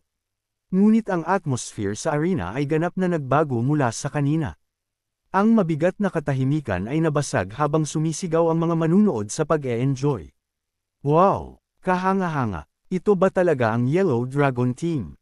Ang mga lowborn ay hindi ka panipaniwala. Tingnan natin ang Wind Phantom. Sumigaw ang mga tao, at ang buong lugar ay napuno ng tawa at kagalakan. Tumayo si Julian doon, isang matigas na ekspresyon sa kanyang mukha, kinagat ang kanyang labi upang pigilin ang kanyang tawa. Kailangan niyang panatilihin ang dignidad ng isang Dragon Knight. Ngunit sa sandaling ito, hindi niya maiwasang magbalik tanaw sa kanyang mga araw bilang mersenaryo, nang siya ay nabuhay ng malaya nang walang anumang responsibilidad. Sa totoo lang, hindi ba siya bumalik lang sa kanyang buhay mersenaryo? Ngayon, nang walang sino man nakausap, pakiramdam niya ay parang isang ligaw na kabayo na walang tali. Siyempre, si Leo, na kailangang harapin ang crazy situation na ito, ay hindi nasisiyahan sa lahat. Sa isang maasim na hitsura sa kanyang mukha, nagsalita si Leo. Kapatid, sigurado ka ba na hindi ka lalabas ng mag-isa? Oh, hindi, ang pinuno ang kailangang lumabas ng personal para sa isang ito. Walang masagot si Leo, hindi pa niya nakikita ang mga kasanayan ni Julian. Ngunit sa totoo lang, hindi na kailangan. Anong dapat kong gawin? Si Julian mismo ay kinakabahan at pinapawisan. Ngunit kalmadong nagsalita si Ghislaine. Huwag kang mag-alala, kung siya ang pinuno, hahawakan niya ito ng maayos. Nang hindi naghihintay para sa sinumang iba na magsalita, binigyan ni Ghislaine si Julian ng isang bahagyang tulak sa likod. Si Julian, sa isang medyo awkward na tindig, ay humakbang ng ilang hakbang pasulong. Ang kanyang mukha ay ganap na mapatla. Ako, dapat ba akong labanan ang pinakamahusay na knight sa rehiyon? Hindi pa siya nakaharap sa ganoong klaseng duel noon, ni minsan sa kanyang buhay. Alam na alam ni Julian na hindi siya isang masamang manlalaban, at bihirang mangyari na ang isang tao sa kanyang edad ay gumamit ng mana, ngunit hindi siya sigurado kung gaano siya kalakas. Sinubukan lang niya ang ilang mga hamon dito at doon. Narinig niya na may mga knight sa kanyang mga kalaban, ngunit wala siyang ideya kung ano ang antas ng kanilang kasanayan. Kinakabahan ako. Ang pinakamalaking isyo ay ang presyon. Hindi pa nakikipaglaban si Julian na may mga pag-asa at inaasahan ng sinuman na bumibigat sa kanya. Kung matatalo siya sa duel, ang buong pamilyang Rax ay babagsak. At ang mga buhay ng lahat ng mga konektado sa pamilyang Rax ay masisira. Hindi niya kayang hawakan ang ganoong klaseng mabigat na pasanin, lalo na laban sa pinakadakilang knight sa rehiyon. Ghislaine. Ibinaling ni Julian ang kanyang mga mata kay Ghislaine, umaasa para sa ilang uri ng katiyakan. Maaaring gusto pa niyang umiyak kung napilitan siyang magpatuloy. Sina Deneb at Kyle ay nagpalitan ng nag-aalalang tingin, nakatingin din kay Ghislaine. Ngunit hindi natinag si Ghislaine. Huwag kang mag-alala, kaya mo yan. Huminga ng malalim si Julian, sinusubukang pakalmayan ang kanyang mga nerves. Ang sitwasyong ito ay masyadong labis. Nang makita si Julian na nag-aatubili kahit na nakahakbang na pasulong, nagsalita si Bendor. Ano ang ginagawa mo? Magpwesto ka. At tulad ng isang tunay na knight, naghintay siya kay Julian na pamwesto bago gumawa ng kanyang hakbang. Siyempre, sa sandaling handa na si Julian, binalak niyang sumugod kaagad. Tahimik na nagsalita si Ghislaine sa kanyang sarili. Hindi ito gagana. Ang momentum ay kailangang maitatag kapag dumating ang oras, ngunit ang sitwasyong ito ay naging masyadong awkward. Hindi ko maaaring punahin si Julian sa harap ng lahat. Kung mangyayari iyan, ang katawan ni Julian ay mapupuna, at hindi yun ang gustong mangyari ni Ghislaine. Kailangan niyang gawing sentro ng atensyon si Julian, ngunit hindi niya siya maaaring sanayin sa publiko. Sa halip, gumamit si Ghislaine ng isa pang taktik. Itinuro niya si Bendor at sumigaw. Bendor, natatakot ka na ba sa harap ng aming pinuno? Hindi ka man lang makagalaw ng isang hakbang. Kung ayaw mong mamatay, sumuko ka na lang ngayon. Si Bendor, na hindi na makapagpigil pa, ay inihampas ang kanyang espada kay Julian. Binalak niyang pabagsakin ang pinuno sa isang iglap at pagkatapos ay haharapin ang pangalawang sa puno. Ang espada ni Bendor ay pinasok ng asol na mana. Ang sinumang matamaan nito ay hahatiin sa kalahati. Nagulat si Bendor. Ang taong hindi man lang pamwesto ay nagawang harangan ang kanyang pag-atake. Si Julian, masyado, ay saglit na nagulat. Nang hindi nag-iisip, ang kanyang katawan ay nag-react ng mag-isa sa pag-atake. Sumigaw ang mga tao, nasasaksihan ng hindi inaasahang eksena ng may kasabikan. Bahagyang ibinaling ni Julian ang kanyang katawan, ngunit sa paanuman, ang kanyang espada ay natural na tumaas upang harangan ang pag-atake. Naglabas siya ng isang presensya na parang siya ay isang bihasang manlalaban, at ang kanyang pangangatawan ay mukhang mas kahanga-hanga kaysa sa inaasahan. Ang mukha ni Bendor ay naging maliwanag na pula sa galit. Isang mersenaryo. Binalak niyang ipakita ang kanyang lakas sa pamamagitan ng pagputol kay Julian kaagad, ngunit ang pag-atake ay naharangan. Ito ay isang malaking dagok sa kanyang pagmamalaki. Kahit si Baron Magvel, na nanunood mula sa gilid, ay kumunat ang noo. Inaasahan niyang masisiguro ang buong yaman ng pamilyang Rax sa isang nangingibabaw na tagumpay. Binalak niyang ipakita ang tunay na lakas ng kanyang pagiging nobility. Ngunit ngayon, ang mga mabababang mersenaryo na ito ay naiyuyugyug ang atmosphere. Bendor, patayin mo siya ngayon. Sumigaw si Baron Magvel, walang pakialam sa etiquette ng duel. Ang kanyang utos ay isang malinaw na senyales ng kanyang pagkadismaya. Para kay Bendor, ang masabihan ng kanyang kamahalan sa panahon ng laban ay hindi lamang bastos kundi isang malaking insulto. Sumigaw si Bendor at muling inihampas ang kanyang espada. Umatras si Julian at itinaboy ang pag-atake ni Bendor. Hindi tumigil si Bendor, patuloy niyang inihahampas ang kanyang espada ng ligaw, tulad ng isang galit na toro na sumusugod sa kanyang target. Nag-focus si Julian sa depensa, gumagalaw ng maingat. Ngunit habang lumilipos ang oras, nagsimulang tumatag ang kanyang ekspresyon. Kaya ko ito, siya ay itinutulak pabalik, ngunit pinilit niya ang kanyang sarili na mag-focus. Ang presyon ng pagiging responsable para sa napakaraming buhay ay nagsimulang maging labis, ngunit nagsisimula na rin itong maglaho. Ang reputasyon ni Bendor bilang pinakadakilang knight sa rehiyon ay nagpababa sa kanya, ngunit sa bawat pagtama ng mga espada, ang kanyang katawan at isipan ay dahan-dahang naging mas maayos. Mas mahina si Bendor kaysa kay Ghislaine. Ang espada ni Bendor ay mabigat, tumpak, at perpektong naisagawa, tulad ng nararapat sa isang knight. Tiyak na mas malakas siya kaysa sa anumang mga bandido na nilabanan ni Julian. Ngunit sa ilang kadahilanan, hindi naramdaman ni Julian na mahirap hawakan. Kumpara sa mabilis na mga utos at hindi mahuhulaan ni Ghislaine, ang mga pattern ng pag-atake ni Bendor ay madaling basahin. Gayunpaman, nanatiling kalmado si Julian, naghahanap ng isang bukas. Ang kapalaran ng pamilyang Rax ay nakasalalay dito. Hindi niya maaaring pabayaan ang kanyang guard. Walang mga pagkakamali. Sa ngayon, daladala niya ang kapalaran ng di mabilang na mga tao sa kanyang mga balikat. Mas lalong naiinis si Bendor. Bilang pinakadakilang knight ng rehiyon, hindi siya makapaniwala na nahihirapan siya laban sa isang mababang mersenaryo. Ang kanyang kamahalan ay tiyak na nadismaya sa kanya. Hindi, malamang ay galit na galit siya. Nararamdaman ito ni Julian kahit na hindi niya ito nakikita. Nagsimulang tuksuhin siya ng mga manunood, kinukwestiyon ang bisa ng kanyang kasikatan. Si Bendor, na nawawalan ng kontrol, ay inihampas ang kanyang espada ng ligaw. Sa pagkakataong ito, gumamit siya ng isang mas agresibong pag-atake, naglalayong talunin ang kanyang kalaban. Inililigtas niya ang kanyang mas refined skills para sa tamang sandali. Ngunit madaling hinaranggan ito ni Julian. Ang kanyang tindig ay hindi nagbago, at ang kanyang paggalaw ay nanatiling kalmado. Ang galit ni Bendor ay lalo lang lumaki.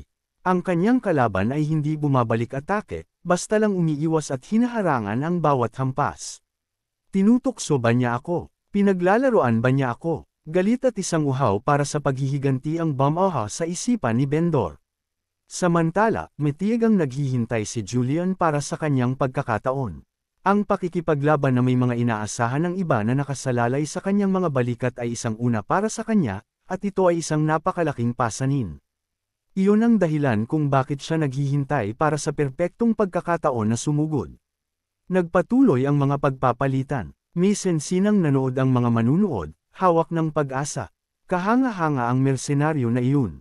Hindi lahat ay bluff. Ang isipin na kaya niyang lumaban ng pantay kay Bendor, ang pinakadakilang knight sa rehiyon. Ang Rax Merchant Guild ay hindi kapanipaniwala. Saan nila nahanap ang ganoong klaseng tao? Magaling. Ipagpatuloy ang laban. Kaya mo iyan. Ang kasab-ikan ng mga tao ay lalong lumakas. Kinagat ni Bendor ang kanyang mga ngipin. Sa maikling panahon lamang, ang mersenaryo na ito ay naging kapantay niya. Ito ay isang bagay na hindi niya kayang tiisin. Paano makikipag-espadahan ang isang walang pangalan na mersenaryo sa kanya, isang taong may ganoong mataas na katayuan? Tinipon ni Bendor ang lahat ng kanyang mana, naglalayon para sa isang mapagpasyang suntok. Ang kanyang espada, na ngayon ay pinapagana ng bawat onsa ng kanyang enerhiya, ay inihampas ng may matinding puwersa. Ito ay isang malakas na hampas, ngunit ito ay isang pagkakamali. Ngayon, humakbang pasulong si Julian sa perpektong sandali. Ang kanyang lakas ay hindi sapat upang putulin ang espada ni Bendor, ngunit natuklasan niya ang isang maliit na bukas sa leeg ni Bendor. Ang maliit na puwang sa baluti sa paligid ng kanyang leeg ay sapat na malaki upang samantalahin. Habang hinihiwa ng espada ni Bendor ang hangin, mas mabilis na gumalaw ang espada ni Julian, dumulas sa puwang. Lumaki ang mga mata ni Bendor, hindi man lang napagtanto kung ano ang nangyari. Huminga ng malalim si Julian, umatras. Tiningnan ni Bendor si Julian nang hindi makapaniwala habang nagsisimulang tumulo ang dugo mula sa kanyang leeg. Ikaw, bahagyang natisod si Bendor, ang kanyang katawan ay umindayog. Hindi nagtagal, ibinagsak niya ang kanyang espada at lumuhod. Sumabog sa sigawan ang mga manunood. Si Leo, na sabik na nanunood, ay itinaas ang kanyang dalawang kamay at sumigaw. Nang napagdesisyonan ng duel, ang mga tao ay nag-aalab sa kasab-ikan, nagyayakapan at nagdiriwang. Si Julian, ang pinuno ng grupong mersenaryo, ang nanalo. Tinalo niya ang pinakadakilang knight ng rehiyon. Julian, sumigaw ang mga tao, ang kanilang mga boses ay puno ng kagalakan. Si Bendor ay nagpahirap at pumatay ng maraming tao, ngunit ngayon ang kanyang pagkatalo ay nagdala sa mga tao ng malaking kasiyahan. At ang malupit na kamahalan, na nagpahirap sa rehiyon, ay natalo sa duel. Ito ay isang tagumpay na ipinagdiwang ng lahat. Ang mga nobles na dumating upang manood ay nagpahayag din ng kanilang paghanga. Kaya ito pala ang pinakadakilang knight ng rehiyon. Ang isipin na ang isang mersenaryo na hindi man lang natin alam ay magagawa ito. Bata pa rin. Magiging mahusay siya. Sayang lang na maging mersenaryo siya. Ito ay isang grupong mersenaryo na talagang may maraming bukas. Iniisip na nila ngayon ang mga paraan upang i-recruit ang grupong mersenaryo na ito para sa kanilang sarili. Si Julian, na tensyonado sa buong laban, ay huminga ng maluwag pagkatapos lamang bumagsak si Bendor. Hindi siya isang mahirap na kalaban. Ang tunay na hamon ay ang responsibilidad at ang presyon na kailangan niyang pasanin. Kahanga-hanga, ngumiti si Ghislaine sa kanya, nag-aalok ng papuri na hindi lamang para sa kanyang kasanayan kundi pati na rin para sa kanyang pagkontrol sa mana. Bukod pa rito, malinaw na naramdaman ni Julian na ang kanyang mga kakayahan ay bumuti ng gusto sa pamamagitan lamang ng pagsasanay.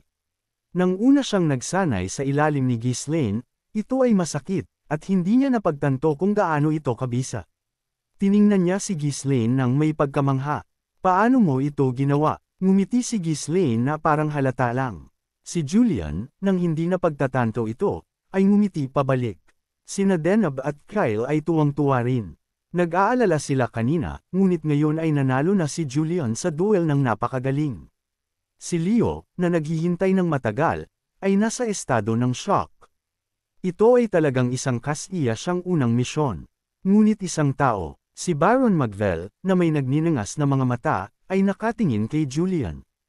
Ang mga walang kwentang mersenaryo na ito, gusto niyang tawagin ang kanyang hukbo at patayin silang lahat kaagad. Gayunpaman, hindi siya maaaring kumilos sa harap ng napakaraming tao. Sa pagkatalo sa isang marangal na duel, wala siyang pagpipilian kundi umatras sa ngayon. Ang Rax Merchant Guild ay ngayon ay nakakuha ng isang tagumpay. Kaya na, kinagat ni Baron Magvel ang kanyang mga ngipin at tumayo. Sa ngayon, wala siyang magagawa, ngunit sa lalong madaling panahon ay makakahanap siya ng isa pang dahilan upang sumugod pabalik. Sa sandaling iyon, humakbang si Ghislaine at sumigaw kay Baron Magvel. Teka, ibigay mo iyan sa akin. Si Baron Magvel, na nagulat, ay bumaling upang tingnan si Ghislaine. Hindat si Ghislaine kay Leo, na nakatayo ng kalmado, suot ang isang tiwala na ekspresyon. Hindi ito sapat. Hayaan mo akong bigyan ka ng isang surprise gift. Tinanghali ni Baron Magvel si Ghislaine, ang kanyang mukha ay baluktot sa hindi kasiyahan. Ang atmosphere sa paligid niya ay maasim din. Ano itong tungkol? Tumingin si Ghislaine sa paligid sa lahat, pagkatapos ay malakas na sumigaw. Si Julian, ang kinatawan ng pinuno ng Rax Merchant Guild, si Leo Rax, ay binigyan ng buong autoridad upang kumatawan sa guild ng deputy leader, si Ashton, at ipahayag ito dito ngayon. Ang lahat ay ibinaling ang kanilang atensyon kay Ghislaine. Nagtaka sila kung anong klaseng talumpati ang susunod. May tiwala, nagpatuloy si Ghislaine. Marahil kami ay medyo isang mahinang grupo, ngunit hindi pa namin ganap na nababawi ang lahat. Ang kanyang kakaibang mga salita at tono ay ikinagulat ng lahat, at ang mga tao ay tumingin sa kanya na may nalilitong ekspresyon. Biglang naglabas si Ghislaine ng isang utos, na itinuro ng direkta si Baron Magvel. Kaya sa pagkakataong ito, hihilingin namin ang isang bagong uri ng duel mula sa Baron. Napasigaw ang mga tao sa paligid nila at tumingin ng may malalaking mata. Halos nalagpasan na nila ang krisis, at ngayon ay nagsasalita si Ghislaine tungkol sa isa pang crazy challenge. Ang mukha ni Baron Magvel ay baluktot sa galit. Ang kanyang ekspresyon ay isang kakaibang halo ng galit at tawa. Kaya, anong klaseng duel ang sinasabi mo? Ano ang gusto mo? Ngumiti ng mapaglaro si Ghislaine at sumagot. Lahat ng bagay hanggang ngayon. Ano? Isusugal namin ang lahat ng bagay ng pamilyang Rax. Ang surprise gift ni Ghislaine kay Leo ay walang iba kundi isang hamon kay Baron Magvel. Sa tingin mo ba ay magugustuhan mo ito ng sapat? At pagkatapos, ang mahiyain na si Leo ay ganap na natulala at, sa sobrang takot, ay nahimete sa kinatatayuan niya.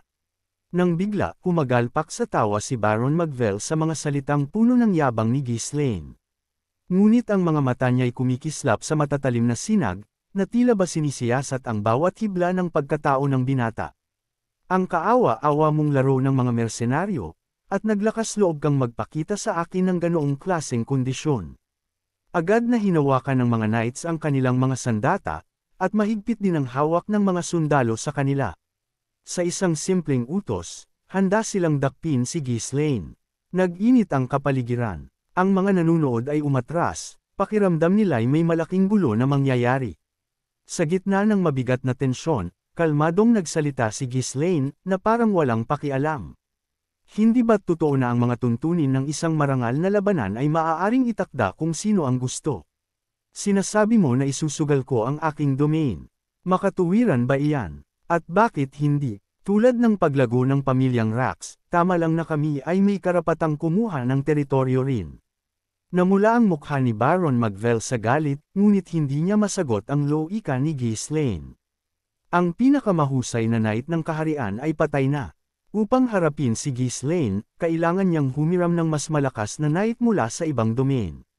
Ngunit sino ang makikisangkot sa ganoong kabaliwan? Walang sino man ang magsasayang ng kanilang mga resources para lang makisali sa isang imposibleng laban. Matagal na tinitigan ni Baron Magvel si Ghislaine, sa kanya nilukot ang isang sulok ng kanyang bibig sa isang ngisi. Sabi mo, isusugal mo ang lahat, kaya kasama na rin ang iyong buhay, hindi ba? Natural lang. Ang pagsusugal ng lahat ay kasama ang buhay ng isang tao, pagkatapos ng lahat. Napasinghap ang mga miyembro ng pamilyang Rax sa shock. Anong kabaliwan ito? Handa ba talaga siyang isapalaran ang kanyang buhay ng ganoon kadali? Maging ang mga already slanted scales of fate ay tila nanginginig at nagbabago. Ngunit nanatiling walang pakialam si Ghislaine, ang kanyang ekspresyon ay kalmado tulad ng dati. Nagpatuloy si Baron Magvel. Isusugal mo rin ba ang mga buhay ng iyong mga mersenaryo? Nag-uutos ka ba bilang paggalang? Siyempre, bahagi sila ng sugal. Mula sa pananaw ng kamahalan, walang dahilan upang tanggapin ang mungkahi ni Ghislaine. Ang pinakamahusay na knight ng kaharian ay patay na. Upang harapin si Ghislaine, kailangan niyang humiram ng mas malakas na knight mula sa ibang domain. Iyon ay isang halos imposibleng gawain. Ang pagtanggi sa mungkahi ng tuwiran ay ang mas hindi nakakapinsalang opsyon para sa kanyang pagmamalaki. Aking kamahalan, hindi na kailangang makipag-duel sa kanya. Mangyaring pag-isipan ulit. Sinubukan ng mga nakapaligid na vassals na pigilan siya, ngunit inilingan sila ni Baron Magvel at nagpatuloy sa pagsasalita. Sige, ngunit sa isang kondisyon. Sabihin mo, una, dahil pumunta ako rito sa pagkakataong ito, kayo naman ang pupunta sa akin sa susunod. Ako ang magtatakda ng lugar at magsasabi sa inyo. Naiintindihan. Pangalawa, sa pagkakataong ito, hindi tayo magsasagawa ng duel sa publiko. Tanging mga bagay na direktang may kinalaman sa pamilyang Rax ang tatalakayin, at ako ang pipili ng mga saksi.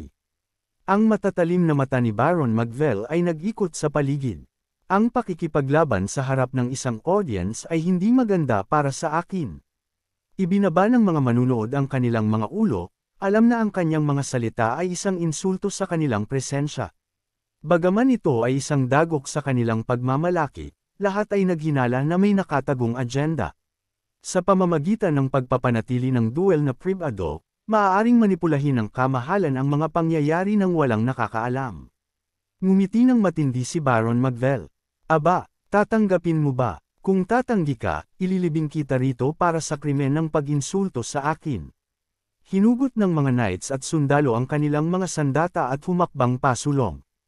Kahit na mayroong isang mungkahi, ang sinumang tumatanggi na sumunod ay haharap sa tiyak na kamatayan dito.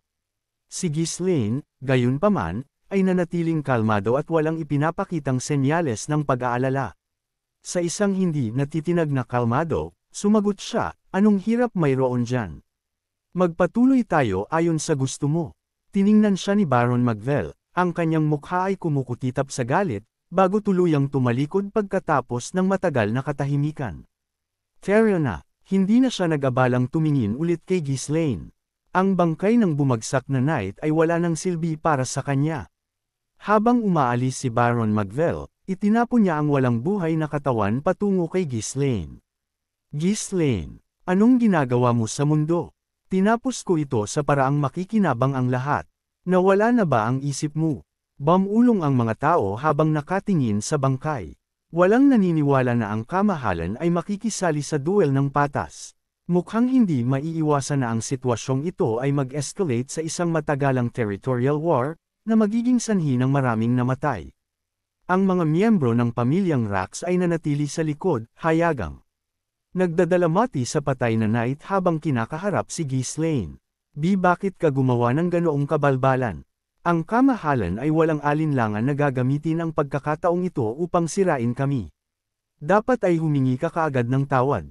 Ibinigay mo sa kanya ang isang excuse on a silver platter. Si Ghislaine, na naiinis sa kanilang mga reklamo, ay kinamot ang kanyang tainga na may nababato na ekspresyon, malinaw na walang pakialam sa kanilang panig. Samantala, si Leo ay nakahandusay sa malapit. Nilapitan siya ni Ghislaine at yumuko. Hoy, gaano ka katagal magpapanggap na nakahiga dyan? Alam kong gising ka, tumayo ka. Dahan-daang binuksan ni Leo ang kanyang mga mata, umaasang ang lahat ng ito ay isang masamang panaginip lamang. Ito ay isang bangungot, tama.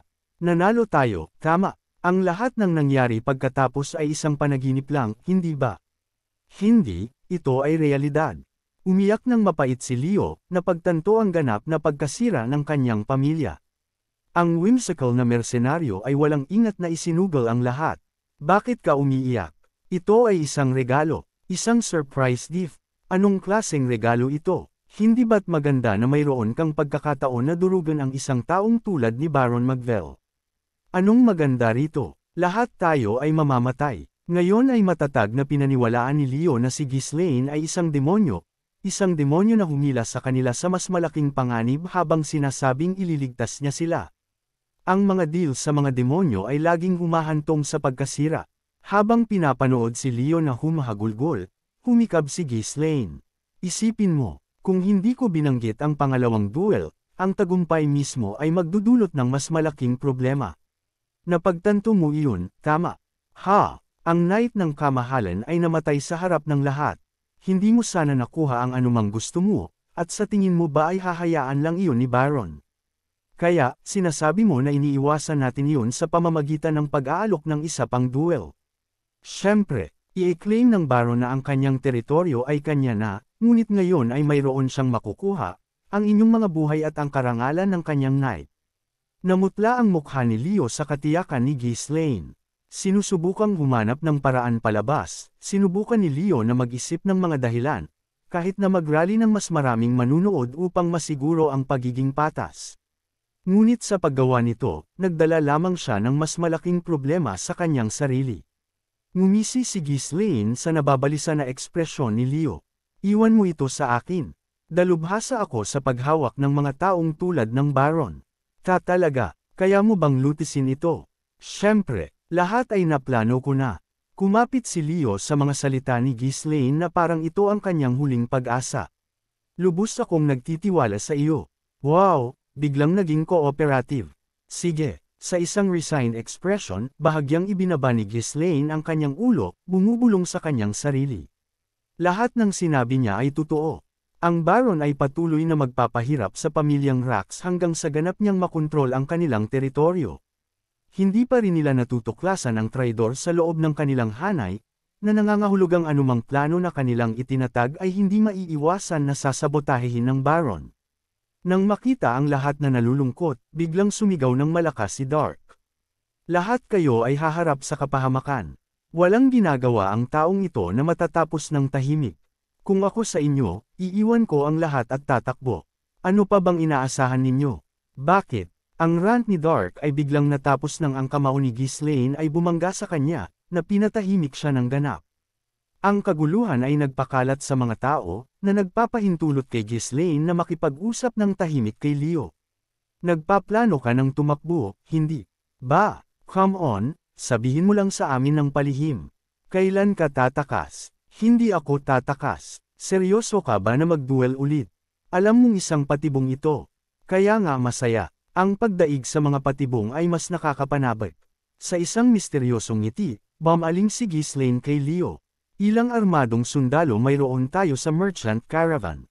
Sa pinakamarami, 50. I-armas silang lahat. Halos 100 lalaki ang posible, maingat na sumagot si Leo.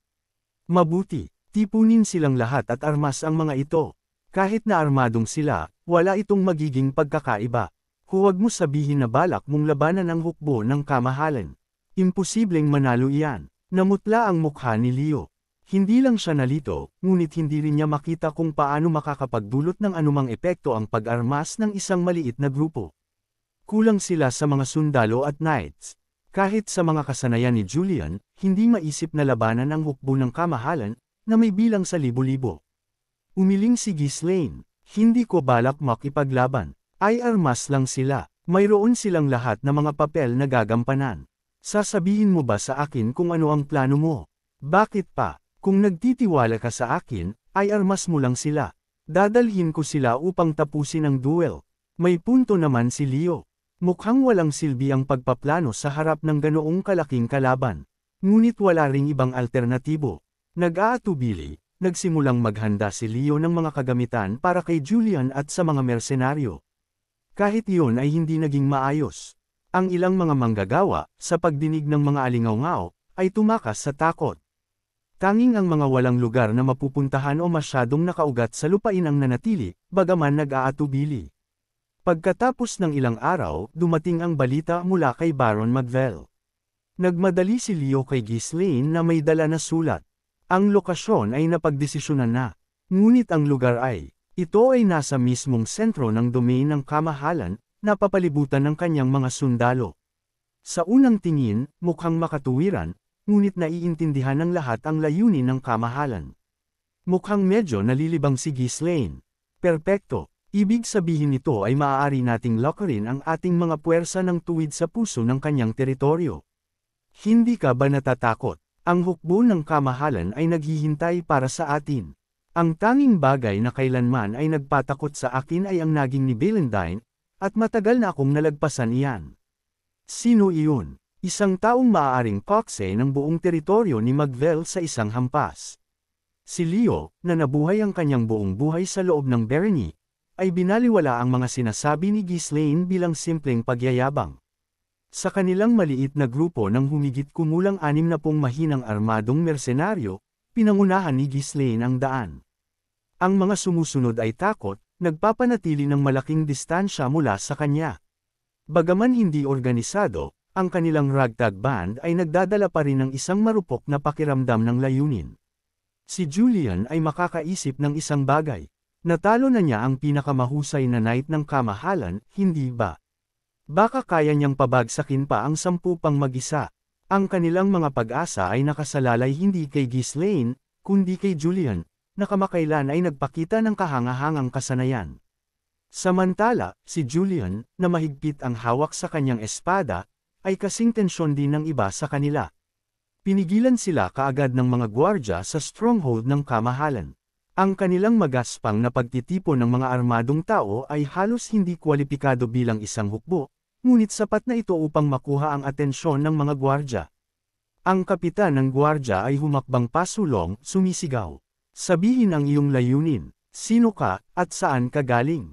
Bagaman ang kanilang mga puwersa ay mukhang hindi kahanga-hanga, nag-ingat ang mga gwardya, kinubkob sila. "Nautol si Leo, kami ay mula sa pamilyang Rax. Dumating kami para sa isang marangal na duel sa kamahalan. At naglakas loob ka pa ring magdala ng mga armadong tao kasama mo." Nag-ungol ang kapitan ng gwardya, inihahanda ang kanyang sibat. Kahit si Julian, na inaasahan ang pagiging masama, ay natagpuan ang pagtanggap na mas malala kaysa sa inaasahan. Ang mga gwardya ay malinaw na walang respeto para sa kanilang grupo, kumbinsido na ang pamilyang Rax ay lilipulin ngayon. Sa kabila ng panginginig, sumagot si Leo ayon sa itinuro ni Ghislaine. "Ang kamahalan ay pinayagan kami na magdala ng escort. Ang mga ito ay lahat ng aking escort forces." Nagulat ang kapitan ng gwardya.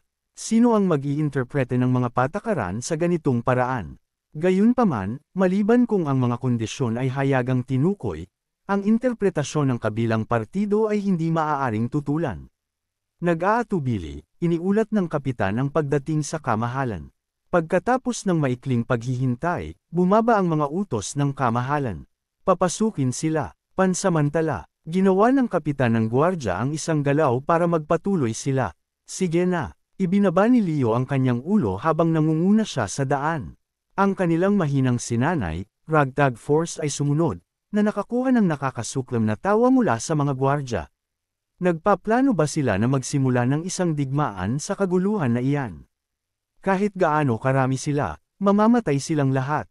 Kaawa-awang mga hanggal na kumakapit sa buhay. Kinagat ni Leo ang kanyang labi sa kahihiyan ngunit walang masagot. Kulang siya sa lakas ng loob o salita upang sumagot. Si Ghislaine, gayunpaman, ay iba. Hoy, patuloy kang tumawa. Ang mukha mo ay sulit na tandaan mamaya. Para lang alam mo, hindi ko kailanman nalilimutan ang mga galit.